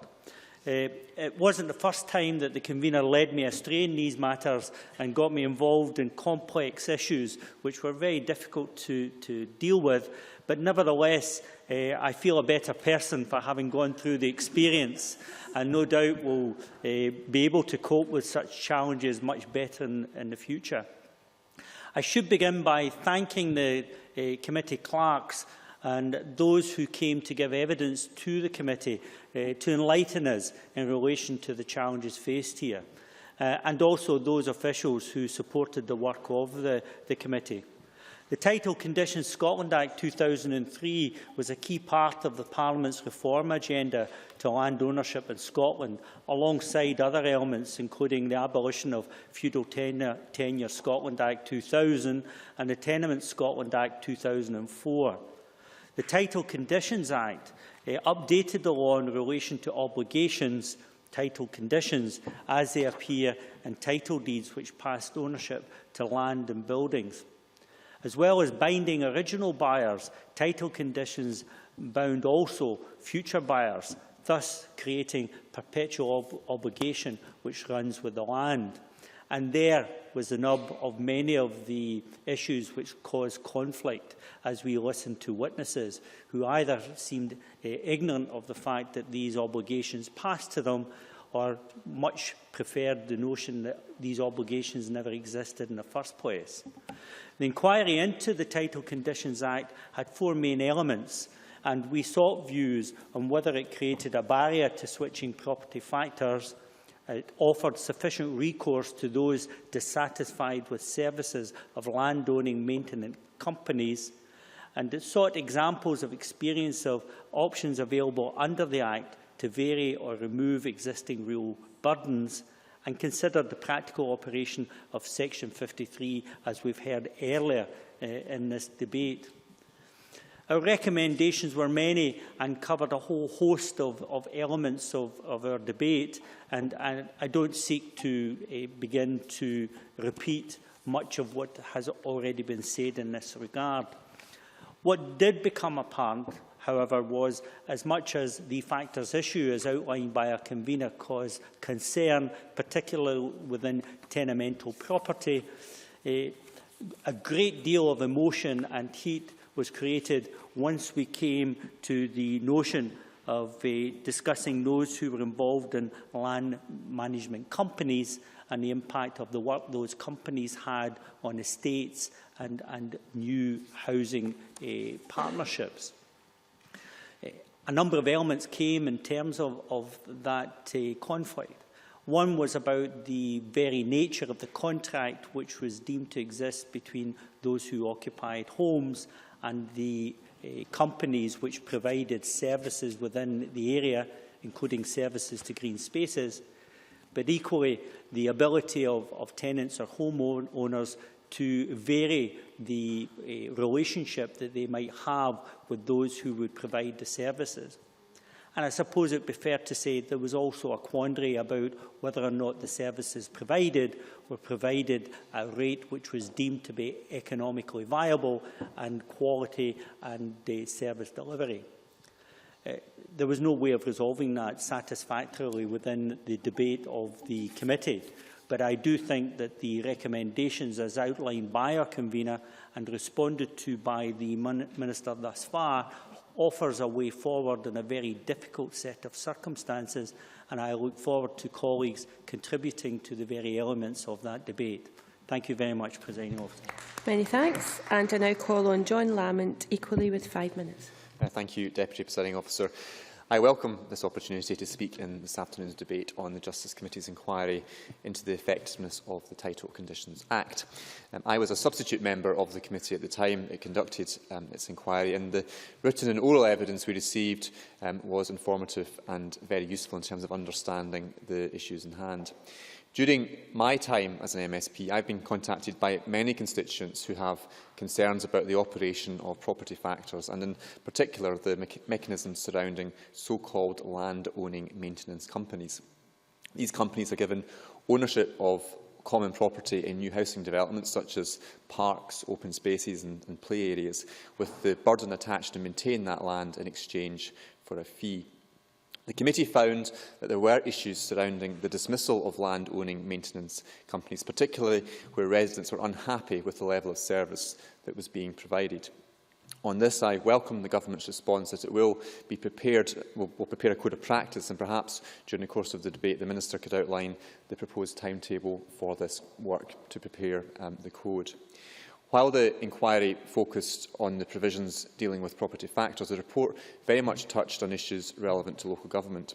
The committee heard that land-owning maintenance companies sometimes came about when local authorities withdrew from taking on the responsibility for the maintenance of open spaces around new developments. The report was right to note that local authorities need to seriously look at whether the maintenance of these common areas is being carried out in a fair and equitable way. The adoption and maintenance of common spaces would have resource implications for local councils, but we must be careful to avoid creating disparities in service provided to council taxpayers in new build property developments and those in older developments who have their open spaces maintained for free by their local authority. I highlight to the Chamber that the Government's response to the inquiry, they noted that Clackmannanshire Council have recently called for a change in the law so that the adoption and maintenance of public spaces should be treated consistently with the adoption of associated public roads, footpaths and street lighting. Again, I welcome the Government's indication that it will take steps to promote the use of owners' association schemes to maintain common areas in the short term, and in the long term work with local authorities to consider the future role of councils in the maintenance of land in new developments. Deputy Presiding Officer, the inquiry also came across some interesting, if perhaps technical, points about the 2003 Act. We heard that there were issues surrounding the enforceability of real burdens where a land-owning maintenance company was involved. In order to create a burden, a developer must own both the property to be benefited by this condition and the property to be burdened by the condition. Typically, developers do not transfer the common areas to land-owning maintenance companies until after all the houses in the new estate are all sold, meaning they no longer own the benefited property. This was all explained to us very clearly by Professor Robert Rennie, who also taught me conveyancing and commercial missives at Glasgow University. I have to say the evidence sessions at times felt more like a tutorial than it did the session of the committee. But the committee heard that there were issues surrounding the enforceability of real burdens, which is important because it relates to the rights and obligations of homeowners. The Government's response to the inquiry does not really appear to acknowledge the legal uncertainty over this point, which is perhaps disappointing. Although there was disagreement about the extent to which this was an issue in practice, I urge the Government to look closely at whether a change in the law is needed in this area. Professor Rennie and others also told the committee that there were issues surrounding the enforcement and application of Section 53 of the Act, which extends enforcement rights of real burdens where a common scheme is created with related properties. We heard that the unintended consequence of Section 53 may be to create rights where none had existed before, and it went much further than what was necessary to ensure housing associations can continue to enforce burdens against owners, which was the primary motive behind this section. I therefore welcome the Government's response that it will invite the Scottish Law Commission to review this section. Deputy Presiding Officer, as modern housing developments become more and more common, issues surrounding property factors and the maintenance of shared spaces will affect more and more people. Certainly some of my constituents feel there is room for improvements on the right of homeowners to enforce their rights in relation to common areas and spaces within their developments. I hope that following this inquiry we can take steps to provide a greater clarity and greater fairness in this area of the law. Thank you. Thank you very much. We now turn to the open debate. Speeches of 4 minutes, please. I call Roderick Campbell to be followed by Patricia Ferguson. Thank you, Presiding Officer. It seems a very long time ago since we conducted our inquiry and took evidence. It was, in fact, March last year. But in the short time available, I'd like to make a few points, although I can't promise the convener the levity she might hope for in this contribution. Firstly, turning to Section 53 of the Act's common ground that Section 53 does not work in its current form. As Professor Rennie said, what Section 53 may have done is given people enforcement rights in pre-2004 title conditions that they did not have before the 2003 Act. Section 53 was not part of the original Scottish Law Commission proposal. It was inserted at stage 2 to cure a particular problem, and there may be a lesson for the Parliament there in consideration of things at stage 2. What's clear, however, is that Section 53 is unclear and virtually impossible for advisers to advise their clients competently on. So I welcome the reference to the Scottish Law Commission. I'm just disappointed it may be 2015 before they can start work on it. Moving on, landowning maintenance companies managing common parts of estates and difficulties in removing them. What came out of our inquiry loud and clear is that where the landowning maintenance model prevails, the rules provided in the 2003 Act to enable a majority of owners to change factors have no practical role at all. Because where common areas are owned by such companies, the manager is not technically a factor or a manager. They're not managing other people's property, but their own property. So that even if we change the factor, if the original factor retains the land, then factor 2 has nothing to manage. If we're to tackle that problem, therefore, alternative thinking is required. Although some witnesses from the factoring side, such as Greenbelt, talked optimistically about changing managers under their own consumer choice programme, there seemed little evidence of interest on the part of house owners in this. So with respect, it's likely to need something more radical. Community right to buy was mentioned, and it's at least worth considering, but we should not pretend this would have the attractions that purchasing part of a rural or sporting estate would have, and compensation would need to be paid and legal expenses would be incurred, so it's clearly not for the faint-hearted. I note the government favours a code of practice, but clearly the devil will be in the detail of that code of practice. I'm pleased, however, that the government recognise that this is an issue that needs attention. In relation to the enforceability of demands for payment against estate owners in respect of costs incurred in maintaining areas on estates, evidence at our inquiry suggested that depending on the terms of the title deed, such demands might be unenforceable insofar as they relate to a property which does not have a connection to the owner's property. So if there is no right or servitude over the common land, then it's possible that the land maintenance company has no right to recover against an owner. I slightly disagree with John Lamont. I thought the professors were slightly divided on this issue on enforceability, but where they did agree was that a test case would assist. Although it's obviously quite clear that the land maintenance companies don't seem to be in any hurry to resolve this issue. So we'll just have to see whether the man of straw with legal aid that the convener referred to emerges any time soon. But more particularly, I also welcome the government's acceptance that in the long term, arrangements for land maintenance should be discussed and reviewed with local authorities, developers, the maintenance companies themselves, and of course representatives of consumers. In relation to the question of legal expenses involved in taking applications to the Land Tribunal, ironically, one of the concerns expressed in evidence sessions on the Tribunals Bill, which we're still considering, was the desirability of keeping any expense issues moderate in the Land Tribunal, and therefore in keeping with expense rules in tribunals generally. One point which emerged from our inquiry is that the approach that the Land Tribunal had in relation to expenses prior to the 2003 Act was normally not to make an award on expenses against someone who'd unsuccessfully defended an application.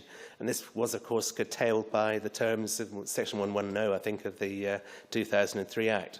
So the Tribunal's bill is drafted, the current Tribunal's bill is drafted, allows for the Land Tribunal to make an award on expenses. It seems to me it would be appropriate to review the whole issue of the level expenses at the time the Land Tribunal, if it's to operate in the new system, starts operating at that time. So I think that's a reasonable urgency. Thank you, Presiding Officer. Many thanks. I now call Patricia Ferguson to be followed by Christian Allard. Thank you very much, Presiding Officer, and I'm grateful for the opportunity to speak in this debate. I'm not, as colleagues will know, a member of the Justice Committee, but I have listened to their deliberations on the 2003 Title Conditions Act and have read with interest the papers they and their witnesses have produced during the course of this inquiry. And as colleagues have heard from the Minister, in the last session of the Parliament, I took through a private member's bill to regulate the factoring industry. And it is from that viewpoint that I offer my observations on the committee's report, particularly as it relates to switching factors. And I must admit that I had a real feeling of déjà vu reading the report, as many of the issues the committee heard about were only too familiar from my own experience. How do you make it easier for owners to switch factors when there are so many complicating factors? And what changes can you make that would be fair to everyone involved? The committee has explored this area thoroughly and has identified the problems. In most situations, a two-thirds majority of all owners is required before such a change can take place. But what do you do when you can't persuade two-thirds of the owners to come to a meeting, or when the majority of owners rent out their properties and are not easily accessible? Now, the obvious answer would be to reduce the number of people required to make a change, but how low do you go without making the process inherently undemocratic or unfair? How do you prevent a small group of people making decisions which have an effect on the majority, albeit the majority may be silent or even apathetic? I understand from the Scottish Government response that they plan to consider whether the Code of Conduct for property factors should be changed to allow information to be given by factors to owners about the contact details for other homeowners in a development or property. And I can understand with why they would want to do that, and I would agree that that's a step forward. But I would offer one note of caution there, and that is that owners resident in an estate or a building can fairly easily contact other resident owners by simply putting a mail shot or similar through their door. It doesn't even have to be addressed, they just have to deliver it. The problem arises, as colleagues know, when the owner is not resident in the property. And in my experience, a non-resident owner who has not already put in place a mechanism which allows him or her to be contactable is unlikely to be interested in changing the factor or involved in the discussions around that. Indeed, their cooperation may well not happen at all if the mention of outlay of cash happens to be in the equation. Now, making it possible for factors to give out that information may help to fulfil a requirement to contact all owners, but it doesn't guarantee their cooperation, which is the important part in my view. Another area where I would hope the Scottish Government might have some thought or some action even is on the agreements put in place for new developments. Now, often, as we've heard, the developer makes an agreement with a property factor before work is completed on the estate or on the properties. And often that arrangement will specify that the deal is in place for a period of, say, 2 years after the completion of the project. So those who buy properties in the development will know what the agreement is. But in many areas, developers have left developments uncompleted because of the economic downturn. And so the first hurdle becomes an almost insurmountable one, which can mean that the owners are left in limbo, finding that they just can't switch. Now, I've had one very difficult case like this in my own constituency, and thanks to a very determined and committed group of owners, a switch did eventually take place. But I wonder if the Scottish Government might consider how this element could be addressed without people having to have recourse to the courts, preferably. You must come to a conclusion, please. Thank you, Presiding Officer. I would also hope the Scottish Government might look at those who do not have factors but who actually need them, as properties throughout the country are deteriorating rapidly because of the simple fact there are no factors in place. I would have liked to have spoken about landowning maintenance companies, but I'm clearly not got time, Presiding Officer, other than to say it's complex and I don't know how you make it more simple. If I did, I'd wave my magic wand and do it today. Thank you very much. I now call Christian Allard to be followed by Alison McInnes. Thank you, Presiding Officer. I welcome this debate today brought forward by the Justice Committee, a committee that I joined a few months ago. Too late for me to have any input into this excellent report titled An Inquiry into the Effectiveness of the Provisions of the Title Conditions Scotland Act 2003. Not the most engaging title, if I may say. As we have heard from speakers before me, this report is about properties and land. We saw their ownership and their maintenance. I note that both the Justice Committee and the Scottish Government agree that we have a cultural problem with land and property ownership in Scotland. I believe that today we have another opportunity to tackle that culture that glorifies consumerism for the many, but that reserves ownership and control of properties and land only for the few. Last night, the BBC One Scotland exposed this culture in the excellent programme The Men Who Own Scotland. The examples of Scandinavian countries and of France was given by BBC reporter David Miller to show how different this culture is in other countries. And Paul Wellhouse, Minister for Environment and Climate Change, gave our party vision for the future, a vision that I share, a vision for our rural and urban communities to take a full part in managing land and properties. Presiding Officer, I agree with the BBC programme last night and with the response of the Scottish Government today. We do not need a revolution or even legislation to change this culture. We need to define the direction of travel for the future of property and land in both ownership and management in Scotland.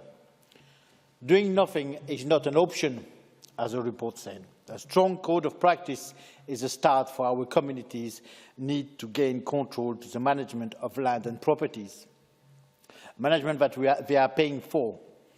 I would join John Lamont call for more information on the timing of the establishment of such a code from the Minister. In January 2009, in my hometown of Westhill, more than 110 residents echoed the boss of a firm over upkeep of open spaces. The boss of Greenbelt Group admitted pictures showing the lack of upkeep of treasured open spaces in the neighbourhood were terrible. I remember the public meeting to be long and heated, with MSPs sitting alongside Aberdeenshire Council employees, representatives of developers and councillors to hear the explanations from the company. I was there, Presiding Officer, and the explanations were not adequate then, and they are still not adequate now. The main reason why the committee and the government are finding that the position of consumers of services provided by land-owning land maintenance companies have improved in recent years. The main reason is because individuals and organised groups of residents have given up. After many years of fruitless negotiations and protest, they have returned to their normal lives. The local Greenbelt resistance has largely dissipated in my hometown, with the majority of Ledak Grange residents appearing to have gradually accepted that payment is unavoidable. They feel let down not only by the people of Greenbelt, but by local authorities and local developers.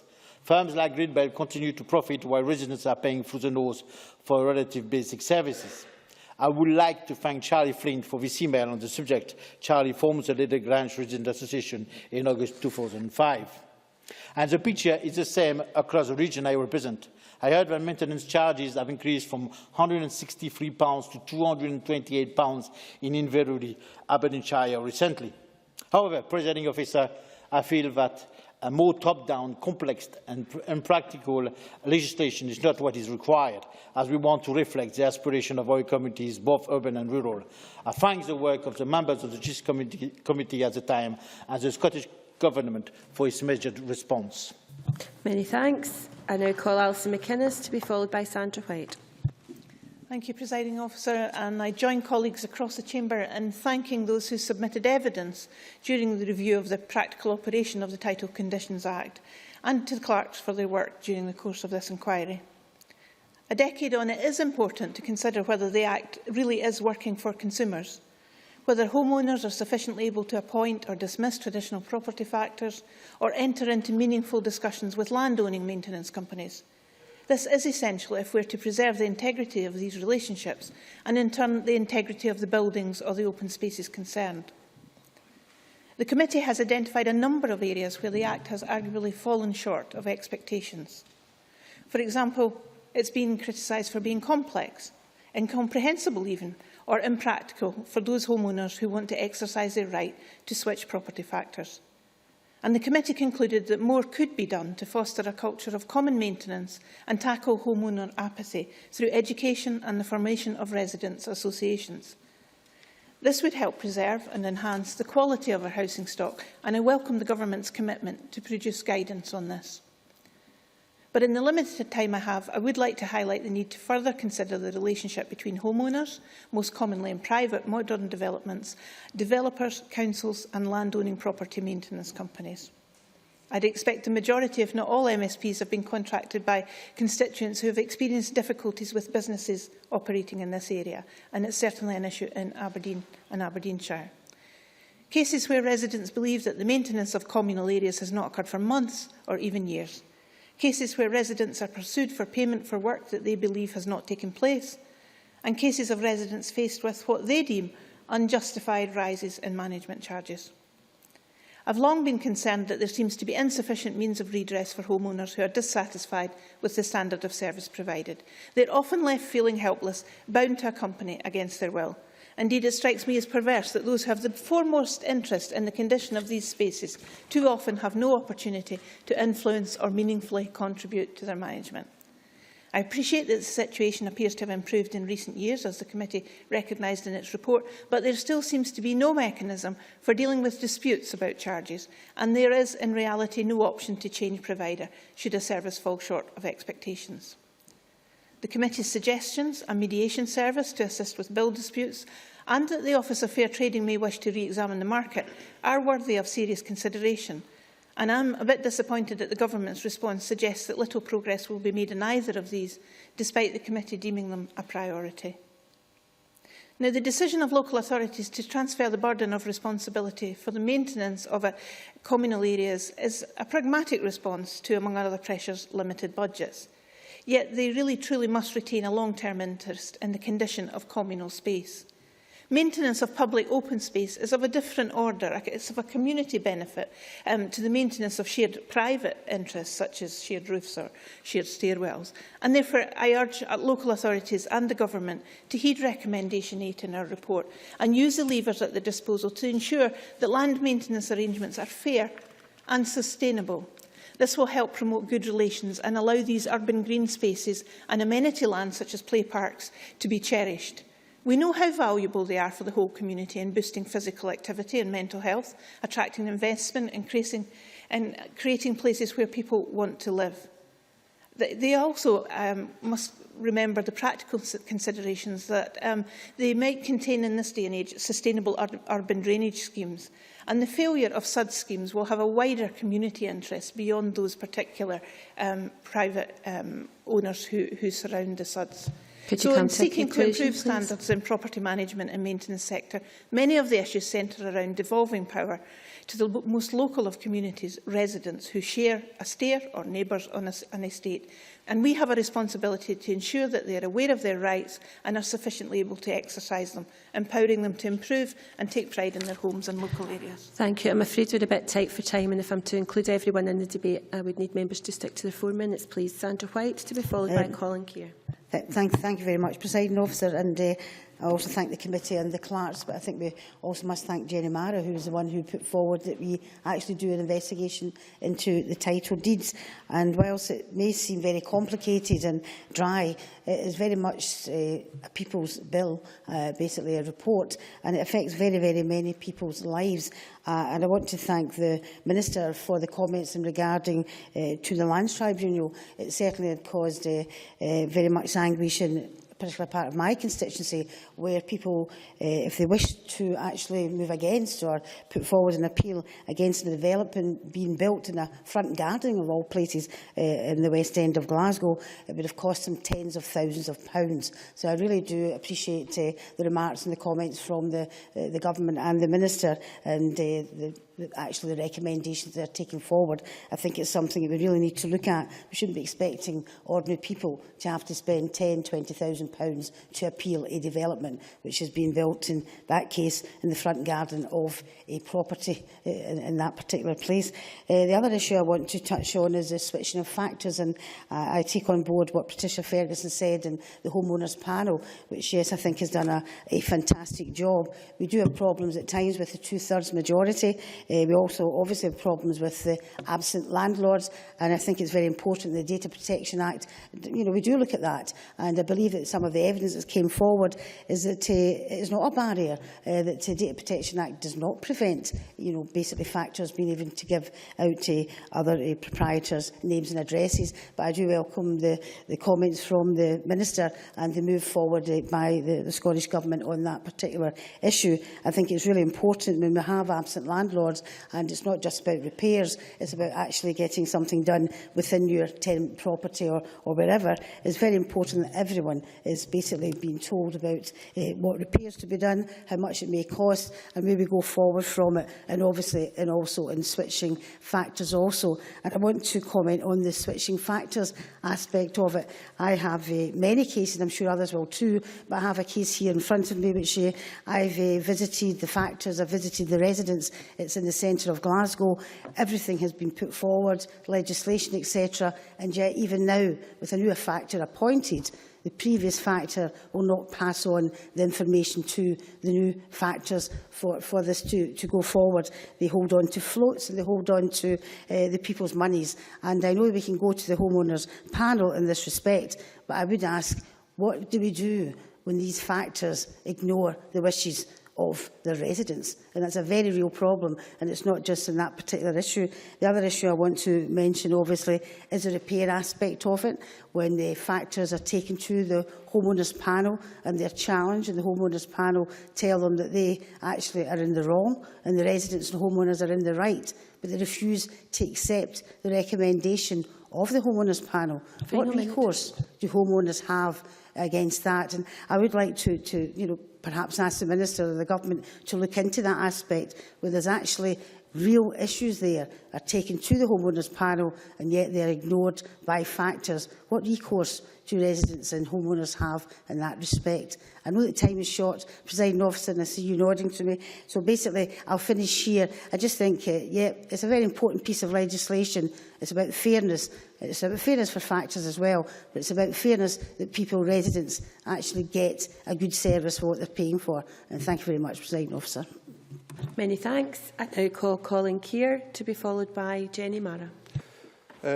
Thank you, Presiding Officer. Can I completely associate myself with the comments made earlier about David McCletchie's sense of humour, and he is definitely missed in this chamber.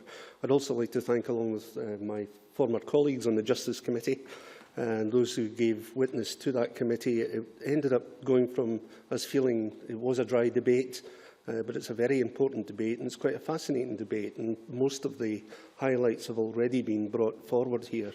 And what I would really like to do is actually explain what I actually got out of that inquiry. And really, I could feel Patricia Ferguson's frustration at the way things are. There's difficulties in getting things changed in relation to landlords, tenants, buildings, all the rest of it. In my previous existence as a councillor, I was chair of the City of Edinburgh Council Regulatory Committee, which dealt with HMO licensing, and all the problems of burdens and the fact that factors didn't act responsibly in some instances. It was deeply frustrating getting perhaps 8 properties, representatives of 8 properties together, when 3 or 4 of them had absentee landlords. I fully see where Patricia Ferguson's coming from in this. It's very, very difficult, and particularly when it comes to common repairs and likes, it really did take a lot of time. The other issues really that came forward were actually as a constituent MSP. In my area, we have a number of suburban-type properties out in the west side of the city, and a number of these properties have been built with the factors, the burdens that come in place with it, the management fees. And we have this situation that really is very, very difficult, particularly, as was mentioned, earlier, that the local residents don't always have residents' associations. It's actually difficult. Perhaps that property or the development was actually built with the idea of all these residents' associations. But many of them, and in particular the one that I was dealing with, had really become moribund, and there was difficulties in actually identifying who was paying who to what, who was actually representing the community, who could speak for the community. And all that happened was these frustrations built up in terms of the relationship with the land management company who were dealing with the grass area. And it was felt that there wasn't value for money, there wasn't any way that they could get their voice across, and the relationship between them kind of fell apart. And there was actually a very good example of when things go wrong.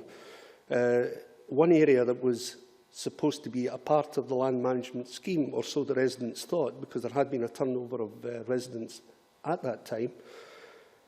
Really, it turned out that that land was not a part of the scheme, and it was overgrown, it was terrible, and the land management company who had been looking after the property ended up saying, we cannot deal with this simply because of the fact that it is, if we take it on, we will be seen as being liable under a presumed ownership.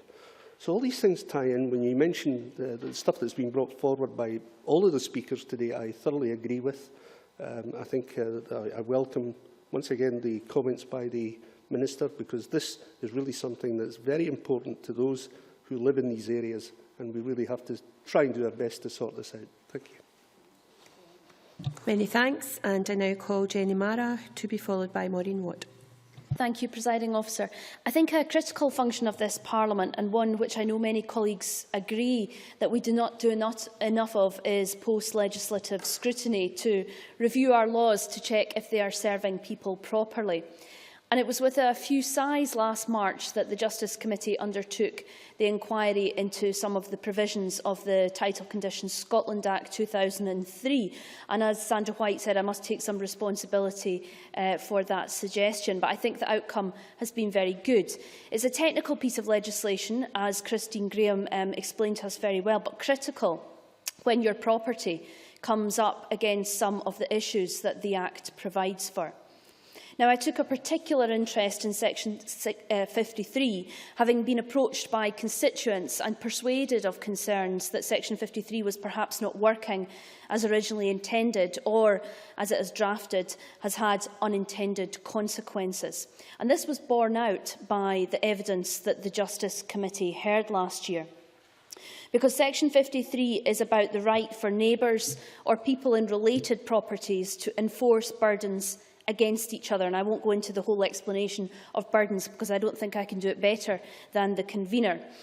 The problem with it is that enforcement rights can be found to exist where no one intended them to. Now, Professor Robert Rennie, who has been quoted already in this debate, one of Scotland's leading property lawyers, said that the effect of Section 53 could be to create rights where none had existed before feudal abolition, and that suddenly people who were not subject to conditions before 2004 became subject to burdens without their consent. Section 53, we were told, is causing uncertainty. It is difficult with the provision for related properties to work out who might in the future have a right to enforce a burden against your property. It is costly then for prospective property owners to instruct lawyers to work out who might have that right of enforcement against them, say, for instance, if they decided to build an extension on their property in the future.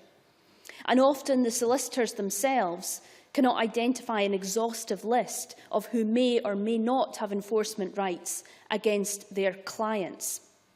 Uncertainty in a field of law where as much certainty as possible when buying a property is highly desirable. Several law firms expressed this problem. Biggert Bailey described the problem in its written submission. Brodie's LLP and Pinsent Masons also raised similar concerns and frustrations. In light of this uncertainty that affects property sales, and in light of the evidence that Section 53 was a Stage 2 amendment to the 2003 Act, as Roderick Campbell said, with its intentions and consequences perhaps not properly scrutinised or foreseen at the time. Final minute. I agree with the Justice Committee's recommendation that Section 53 be referred to the Law Commission to review. And I welcome the Scottish Government's acceptance of this recommendation. I note that this review would most likely commence in 2015 as part of the 9th programme of law reform, and would ask the Minister for guidance as to when she might anticipate that we see a change in the law as a result of that review. I think for Section 53, this is a satisfactory outcome to the committee's inquiry, and I thank the Justice Clerks, the convener, and those who gave evidence to the committee for this. Thank you. Thank you very much. I now call Maureen Watt to be followed by John Finney. Thank you, Presiding Officer. I must admit that seeing this debate on the Business Bulletin last week, it was not one that I would immediately have said I would have wanted to get involved in. But in closer inspection, I realised that the issues raised in this inquiry have probably been raised by constituents with the majority of MSPs at some time or other. So I thank the Justice Committee for finding time in their very busy schedule, because they're a committee that has lots of bills coming to them, for finding time to get involved in this post-legislative scrutiny. I know how difficult it is to find time to do this. So my interest is twofold. Firstly, as a constituency member with constituents who have ongoing problems with factors already mentioned by Christine Graham and others involved in land maintenance, but also as convener of the Infrastructure and Capital Investment Committee, whose a committee which, starting next week, will begin to consideration of the Housing Bill, which covers many areas relating to housing, including the right to buy, licensing requirements for mobile home sites with permanent residents, allocation of social housing, the use of Scottish secure tenancy, etc., etc. But it also includes amending local authority powers to enforce repairs and maintenance in private homes, a registration for system for letting agents, and Part 3, which, among other things, and I quote, allows local authorities to apply to the private rented sector housing panel for enforcement of the repairing standard, setting out the procedure for such application and the right to appeal. So I hope that government officials dealing with the Housing Bill will have read the Justice Committee's report and its recommendations, and I will certainly be quizzing them on that. And I also hope we'll make sure that my committee's clerks have a conversation with the Justice Committee's clerks to ensure, to see if there's anything which can be included in that bill to strengthen that bill and deal with some of the issues raised by the Justice Committee's inquiry. I think John Lamont articulated very well much of what I wanted to say about land management issues. As a constituency member for Aberdeen, an area where there is a housing boom, this is a large part of my constituency casework. Like John Lamont, I'm concerned that homeowners are not always well informed of their legal obligation on the purchase of a home. I remember when my husband and I purchased our house over 20 years ago, the solicitor telling us, among other things, that we couldn't keep chickens. But I think the evidence from Mike Marriott of the Greenbelt Action Group is more common, where he says that buyers do not have the obligations spelt out to them.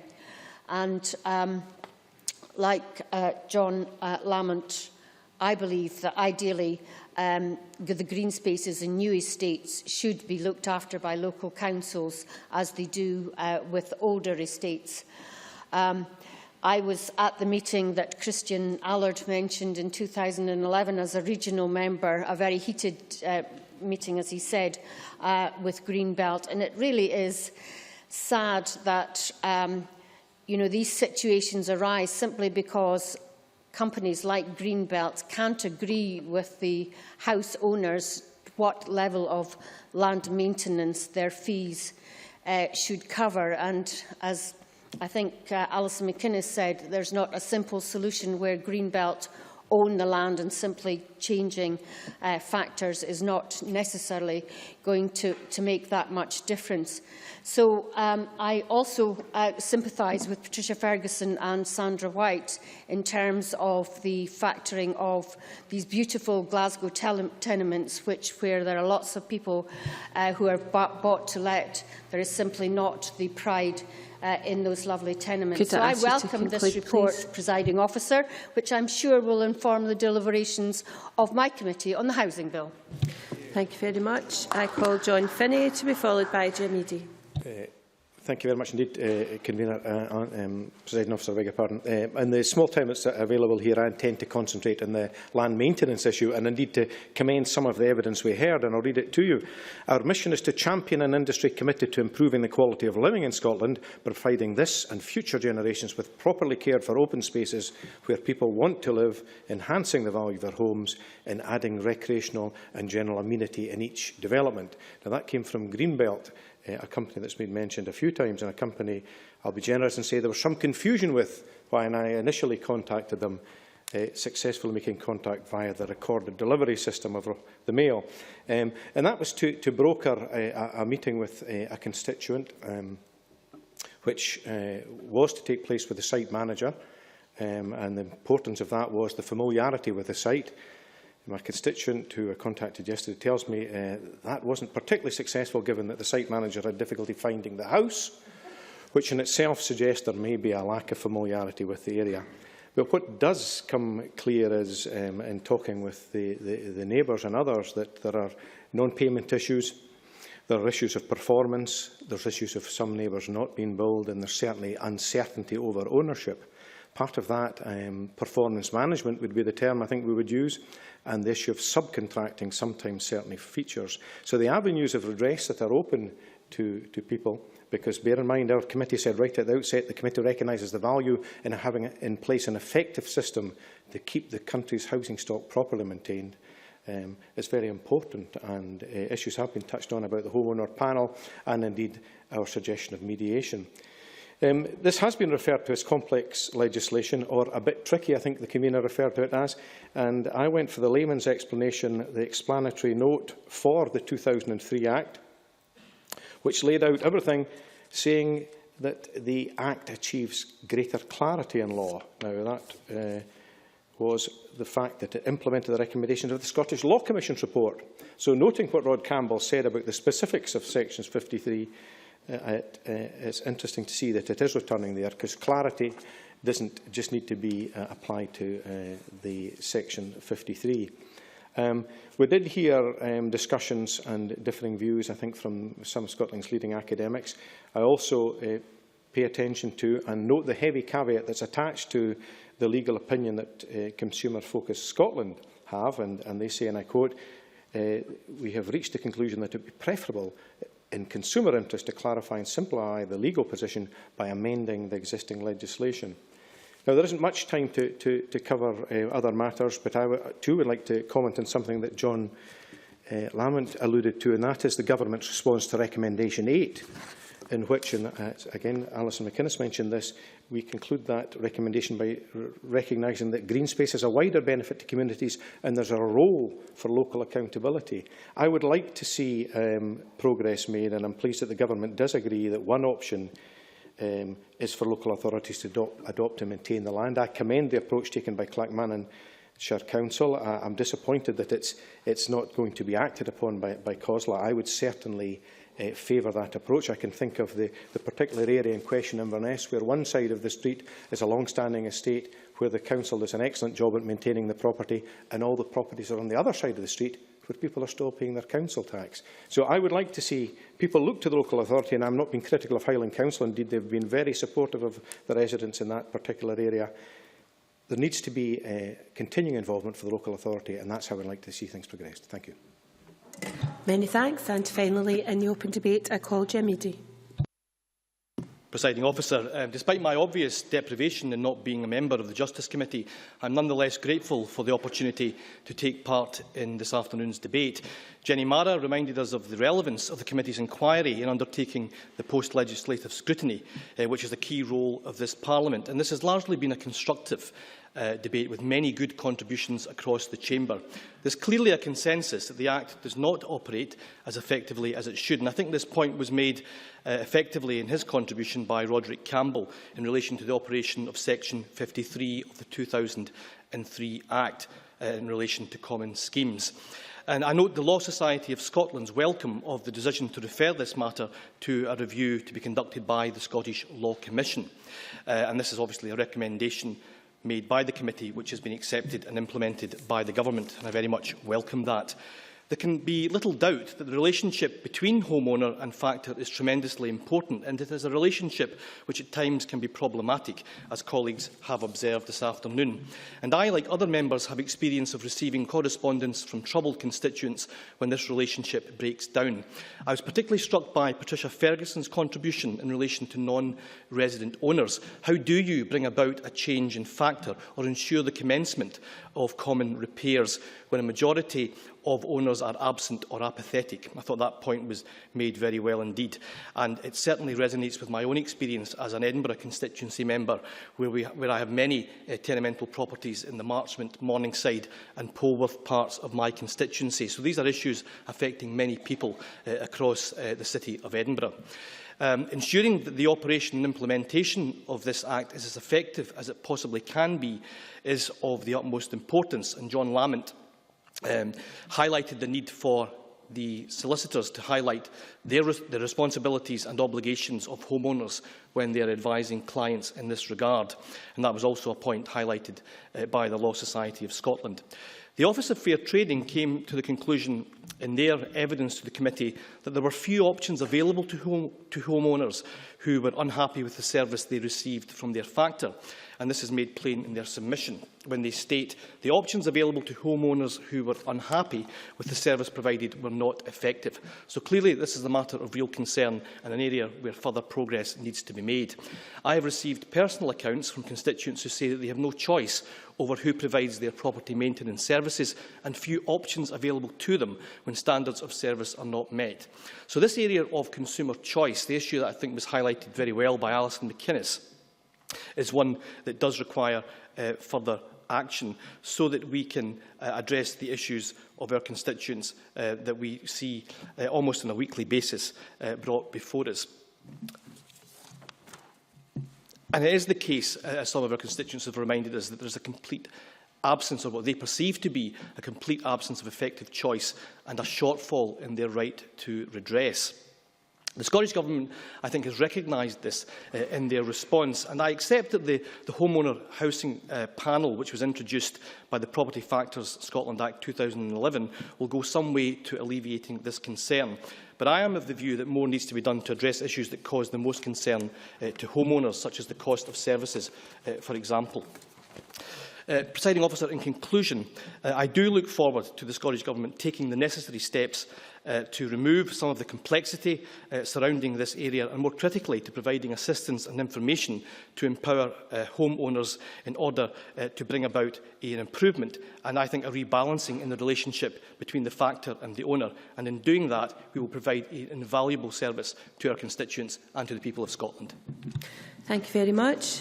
We now turn to the closing speeches, and I remind all members who participated in the debate that they should be in the chamber for closing speeches. I call on Margaret Mitchell. 4 minutes, please. Thank you, Presiding Officer. I'm particularly pleased to take part in this afternoon's debate, not least because, as Jenny Mara pointed out, post-legislative scrutiny is so rarely carried out in the Parliament, and consequently an opportunity is lost to review some excellent and not so excellent legislation that has already been passed and which, without doubt, could be improved. 10 years on from the passing of the Title Conditions Act 2003, it is indeed timely that some of the more problematic provisions within the Act have been the subject of the Justice Committee's inquiry.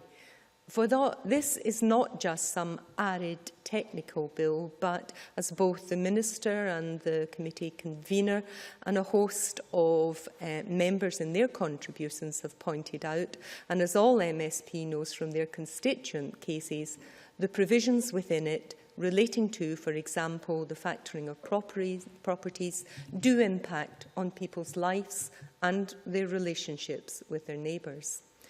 The Government's response to the inquiry report recommendations was published in September 2013. Ideally, this debate would have taken place as soon as possible thereafter, when the evidence heard and the findings were uppermost in members' minds. And here again, due to the pressure of the legislative programme and the priority given to introducing new legislation, this debate is only now taking place. However, it has been a relatively short inquiry covering only part of the 2003 Act. It's significant, therefore, that despite this, the committee considered it necessary to make as many as 11 recommendations. I want to concentrate on a couple of the major recommendations, starting with the concerns surrounding the dismissal and appointment of factors. Of concern is the 30-year period which prevents homeowners of property which was previously the responsibility of local authorities from switching factors. Clearly, this period is too long, which is why the committee recommended this timescale be reviewed. The Government rejected this recommendation and instead stated that the Property Factors Act 2011 should be allowed to bed in before further changes are made. Whilst it's a pity that this recommendation wasn't accepted, it is nonetheless welcome that the Factors Act 2011 introduces a code of conduct for factors and more regulation. It's important the application of these provisions are now closely monitored, as the issue of switching factors was of concern in the debate surrounding the 2011 Act and remains a concern now. And the Minister's assurances here are certainly appreciated. The committee also heard about problems associated with the appointment and dismissal of landowning maintenance companies, problems well documented in today's debate and outlined in some detail by my colleague John Lamont. Again, I very much welcome the Government's agreement to take forward a new code of conduct for these companies. Concern was also expressed about the operation of Section 53 of the Act, which gives rights to enforce restrictions on property to arguably too many owners. The Government's decision to refer this issue to the Scottish Law Commission is therefore a good one. In conclusion, Presiding Officer, this has been a good debate, and I hope it will be one of many post-legislative scrutiny debates in 2014. Thank you very much. I now call on Graham Pearson. Around 4 minutes, please. Thank you very much, Presiding Officer. I think this afternoon's debate has been a very useful exercise in revisiting the decisions made by an earlier Parliament in relation to what has proved to be a very complex area of relationships. I would like to make 2 points arising from our discussions this afternoon. One, the maintenance of property, houses and flats, and the environments around those houses and flats are obviously vital and critical if one is to maintain the quality of living that we would hope for in Scotland. And the committee had acknowledged that solicitors have a part to play in ensuring those who become owners of property are aware of their responsibilities in this regard and understand the implications that arise from those responsibilities. The Law Society acknowledged that they do have a duty in this regard and indicate that they deliver in that aspect. But there's little doubt in the evidence that we heard in committee that owners seem vague that information had been passed to them. So at the very least, there is something about the communications that exist at time of purchase, at sale, and it being received and understood by clients at a very important time of that development. The second matter that I would allude to is I think it's fair to say that both factors and land maintenance companies do indeed provide a very important service, and that they do expect and probably require in business terms a stability in terms of the relationship. But what we certainly heard in evidence, and we've heard during the afternoon from various contributions, is that there it seems at very least an absence of trust in the relationship which exists between owners of properties and those companies who deliver a service. So in that regard, the recommendations about transparency in relation to the costs of services, the quality of the service that can be expected, and the timescales that apply in terms of the delivery of that service is absolutely vital. And given the comments that have been made by some members about the apparent inability of companies to understand the needs of their owners, is part of the problem which we dealt with during our committee discussions. Land maintenance companies and their fees took a great deal of time in gathering some understanding of the issues which existed there. And I think that collectively, as has been seen during our discussions, we came to understand that there was indeed a real need for tenants or owner associations in order to deal with it. The fact that two eminent academics disagreed so obviously in front of us was not only juicy and much to be enjoyed, but it does reflect the fact that there is a need for the Scottish Law Commission to have a look at the circumstances as it relates to Section 53, and their advice, I think, would be much welcomed in that regard.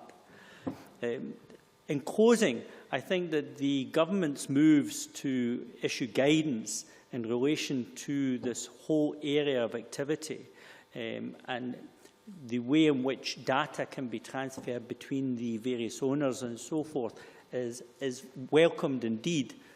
But I would proffer to the Minister that, as well as guidance, the continuing and obvious commitment from government to oversee the circumstances that we've discussed this afternoon and show a commitment to deliver, as well as offer guidance, will be significant in ensuring the way forward for the future. Presiding Officer, I'm very grateful for the opportunity. Thank you. Many thanks. And I now call on Rosanna Cunningham, Minister, around 6 minutes.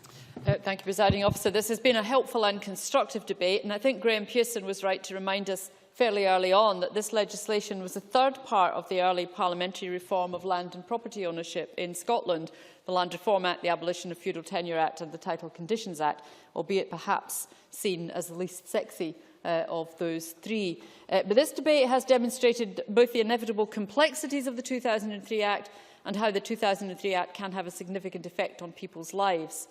It has also demonstrated the value of post-legislative scrutiny, particularly in areas which are technical but also have real impact. Like Patricia Ferguson, I too wish I had a magic wand to deal with all of the issues raised on the timescale that we might wish to be able to do so. A number of members have commented on landowning land maintenance companies, understandably, and I'll shorten that to LMCs if the presiding officer is happy with that. That included Graham Pearson, Rod Campbell and many others.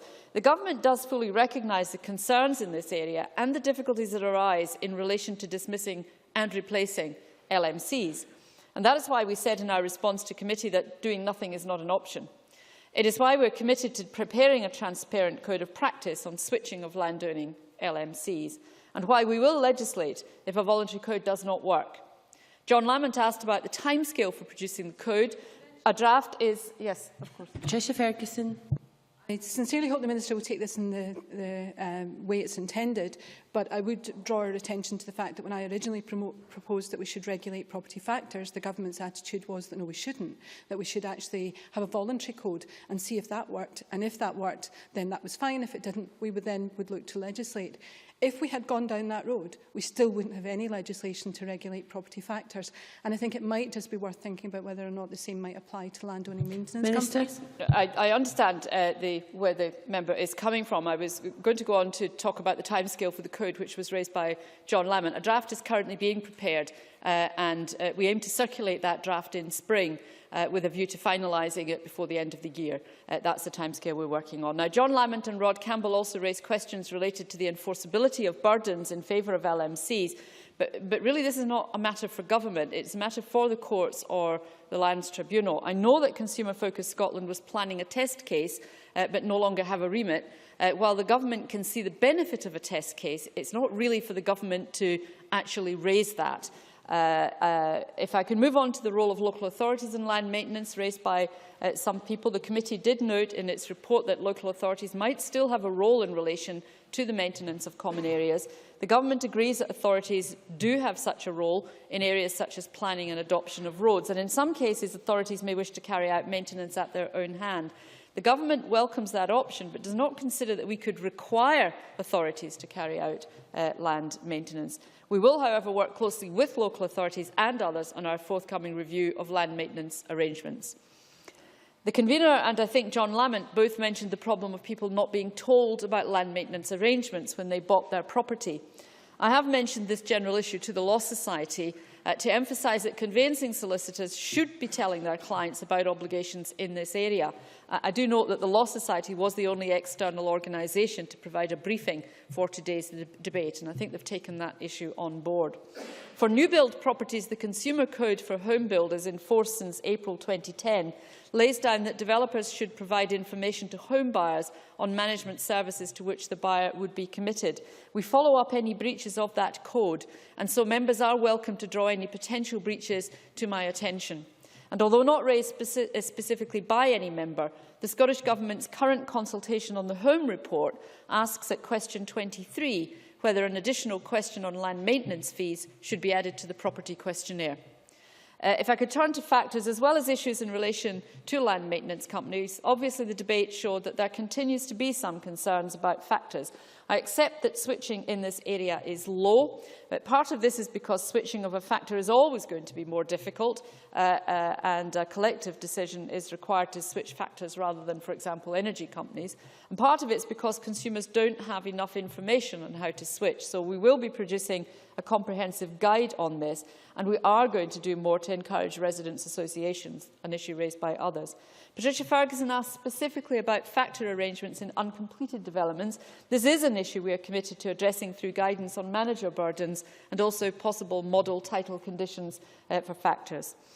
Members, including Sandra White and others, raised concerns about consumer access to the Lands Tribunal. I can reiterate that I will consider the issues further, both in the context of potential primary legislation, and I remind members about the Tribunal Reform Bill, and Tribunal rules, and will write to the Committee on expenses caps and other potential options.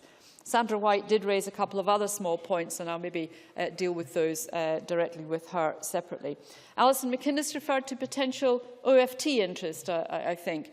However, they consider they've already looked at the Scottish market. They do plan, however, to look at England, and that may be what she's picking up on. With regard to Section 53, Rod Campbell questioned the SLT timescale on looking at this. They are currently on their 8th programme, which runs until the end of 2014. And Jenny Mara, I think, wanted to know the likely timescale of the government's response to what the SLC reports.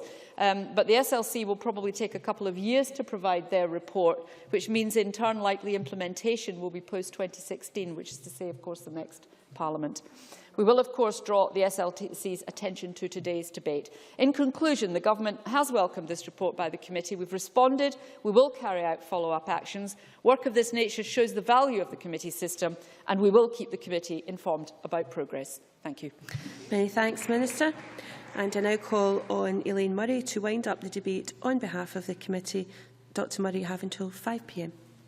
Thank you very much, Presiding Officer. And I think this debate has been rather more interesting than its title might have suggested it was going to be. And indeed, it's been on a number of issues which, as we've heard in the Chamber, many MSPs have received representations over the years. And on which, as we know, Parliament passed legislation to try and address some of the complex matters involved. Jenny Mara confessed to me when I said we were having this debate that it was partly her responsibility that there was legislative scrutiny on this. And I think actually, yes, this inquiry is a welcome instance of post-legislative scrutiny, during which the committee took evidence on how the Title Condition Scotland Act 2000 works, what were the unintended consequences of it and how it could be improved. As we heard, the Act concerns the obligations which appear in the title deeds when properties are purchased, the sorts of things that buyers ought to read but often don't, and many of us often aren't aware of what's in our title deeds until it is possibly too late and consequences have arisen. Now, I was not a member of the Justice Committee when this inquiry took place, and indeed, although I was a member of this Parliament when we had passed the Title Conditions Act, I did struggle to recall the details of its contents, and I'm therefore very grateful to the clerks for the informative notes provided to me, and indeed to all the members who have taken part in the debate, as I feel that I have learned something from their contributions. This is a complex area of law, and although many homeowners are affected by the burdens contained in their title deeds, there is in general a lack of knowledge and understanding of how the legislation works, what the obligations mean in practice, and if and how they may be altered. As today's debate has demonstrated, the issues raised in the inquiry affect a lot of people, and in particular can have a big effect on homeowners. As the convener has already said, the committee focused on the particular parts of the bill, the provisions in the Act relating to the appointment and dismissal of property factors and the operation of the land-owning maintenance model.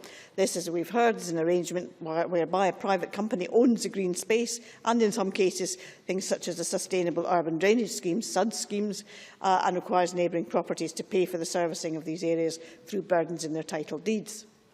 And in the time available, I intend to reflect on the points raised in the committee inquiry and also in today's debate and the government's response to our report.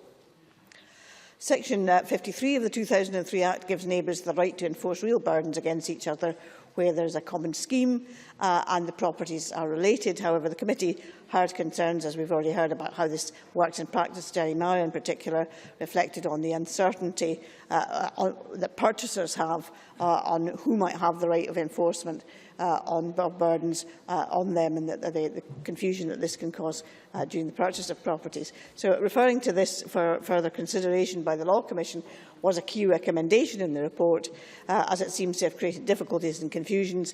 Several members have commented on this, the fact that it has not been a satisfactory provision in the Act, and hopefully the referral will allow the issue to be resolved, and the committee will welcome the Scottish Government's commitment to refer Section 53 of the Act to the Scottish Law Commission. On land maintenance companies, the committee heard a lot of evidence about the complexity of the law relating to land-owning maintenance models. Many members are clearly familiar with the problems that their constituents have faced and the fact that the model can be very unsatisfactory as far as homeowners are concerned. They have no choice in the service provider who is selected by the developer, and there is also very little recourse, as actually at times it is uncertain whether the provisions of the 2003 Act apply, whereas in contrast the bill brought in by my colleague Patricia Ferguson, the Property Factors Scotland Act of 2001 was drafted to include these arrangements with regards to standards of service and reference to the whole homeowner housing panel. Though I was interested in Sandra White's comments, which illustrated that there might actually be some problems where factors are actually ignoring the decisions taken by the homeowners housing panel. Although legislation is not forthcoming at this stage, the Government's commitment to provide a code of practice on dismissing and replacing land maintenance companies will be welcomed. However, codes of practice may work well, but they may not, and therefore I am pleased that the Government has also committed to reviewing the effectiveness of the code after 3 years, and also that they have not actually ruled out legislating in future if that is necessary. The committee also expressed the view that local authorities could have a role in overseeing the maintenance of green space around developments, and that also has been reflected in the Government's commitment in the long term to review the role of local authorities. I can understand the frustration expressed by some members that certain areas are maintained by local authorities, whereas in other newer housing estates, very similar areas are not maintained by the local council, and I know that is a great frustration to residents as well. However, I think you can understand at the current time why there is maybe a reluctance on the part of local authorities to offer their services when they are under financial restraints. Alison McInnes made reference to the fact that there's little owners can actually do to seek redress when the service offered by maintenance companies is not satisfactory. I think the committee will be disappointed, however, that the government does not intend to fund a mediation service, and I think that relates to the point that Alison McInnes made. The Homeowners Housing Panel and the small claims procedures are both useful mechanisms, but the committee took the view that a transparent mechanism was needed to be established, and perhaps the government could reflect further on that. The committee heard concerns about the operation of Section 63 in practice, which sets maximum time limits relating to how long a management burden can last. In particular, where there are people who have purchased under right to buy, that period is 30 years, which seems to be a long time. Now, the Minister made the comment that the government intends to abolish right to buy. However, there will still be a number of people who have bought fairly recently and who have a fairly long period of time to run under those contracts. It also remains a concern that a two-thirds majority is required to switch property factors, and that is creating a barrier to switching. Patricia Ferguson and others reflected on the issue about absentee landlords and that contact does not ensure cooperation, and also the problems which arise where developments have been abandoned and completed, and that the problems that can arise when trying to switch factors on that instance as well. On the data protection issue, I think the government's commitment to consult with the Information Commissioner prior to providing guidance to the property management sector should help to clarify matters, as should their intention to provide more information on the website and guidance, and to include this in the Code of Practice for property factors. The committee also raised concerns about lack of accessibility to the Lands Tribunal, in particular through the objector's liability for expenses. Now, I was interested in the point that Roddy Campbell made about whether or not there might be some input here for the Tribunals Act. Kristen Allard made reference to the need to change culture, and clearly there is a need to promote a culture of mutual responsibility in respect of the maintenance of common areas, and I'm sure the committee will be interested to learn what further steps the government intends to take following its commitment to examine that issue more in future. In conclusion, I think the inquiry has been very helpful in raising issues regarding the operation of the Act. I also believe, as others have said, it demonstrates how useful post-legislative scrutiny of acts passed by this Parliament can be. It is maybe unfortunate that the current legislative workload of the Justice Committee makes it very unlikely that we will be able to undertake similar post-legislative scrutiny in that committee anyway in the near future. However, I am sure that other committees will take the opportunity, and I hope that the debate today and the issues that have been raised by the committee in this inquiry will stimulate other committees also to undertake similar post-legislative scrutiny exercises. Thank you, Ms Murray. That concludes the debate on the Justice Committee's report on the inquiry into the effectiveness of the provisions of the Title Conditions Scotland Act 2003. We now move to decision time. There are 2 questions to be put as a result of today's business. Can you wait till I'm finished? The first question is that motion number 8530 in the name of Siobhan McMahon on the City of Edinburgh Council Portobello-Park Bill be agreed to. Are we all agreed? The motion is therefore agreed to. The next question is that motion number 8666 in the name of Christine Graham on report of the inquiry into the effectiveness of the provisions of the Title Conditions Scotland Act 2003 be agreed to. Are we all agreed? The motion is therefore agreed to. Mr Gibson.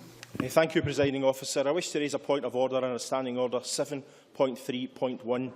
Early to date, First Minister's questions, Ruth Davidson made various claims concerning a long-standing public servant who has recently left the employ of the civil service. Firstly, the individual in question had been in the employ of the civil service for over 30 years and not the 30 months as suggested by Ms Davidson. Secondly, Ms Davidson failed to tell us the paragraph she quoted from the Scottish Public Finance Manual also makes clear that ministerial approval is not required for an existing voluntary scheme like this. Thirdly, although Scottish ministers approve the severance scheme referred to for the basis of our questions, the terms are set by none other than the UK Government, which of course Ms Davidson supports. This information is readily available from the most basic of searches, and I would urge Ms Davidson to formally collect the record at the earliest possible opportunity to ensure there are no accusations of incompetence or hypocrisy made in her direction, and I would ask you, Presiding Officers, to support that. Mr Gibson, as you know and as members know, what is said in this chamber is not a matter for me. I've said it time and time again. It wasn't a point of order, but you've made it on the record. That now concludes decision time. I close this meeting.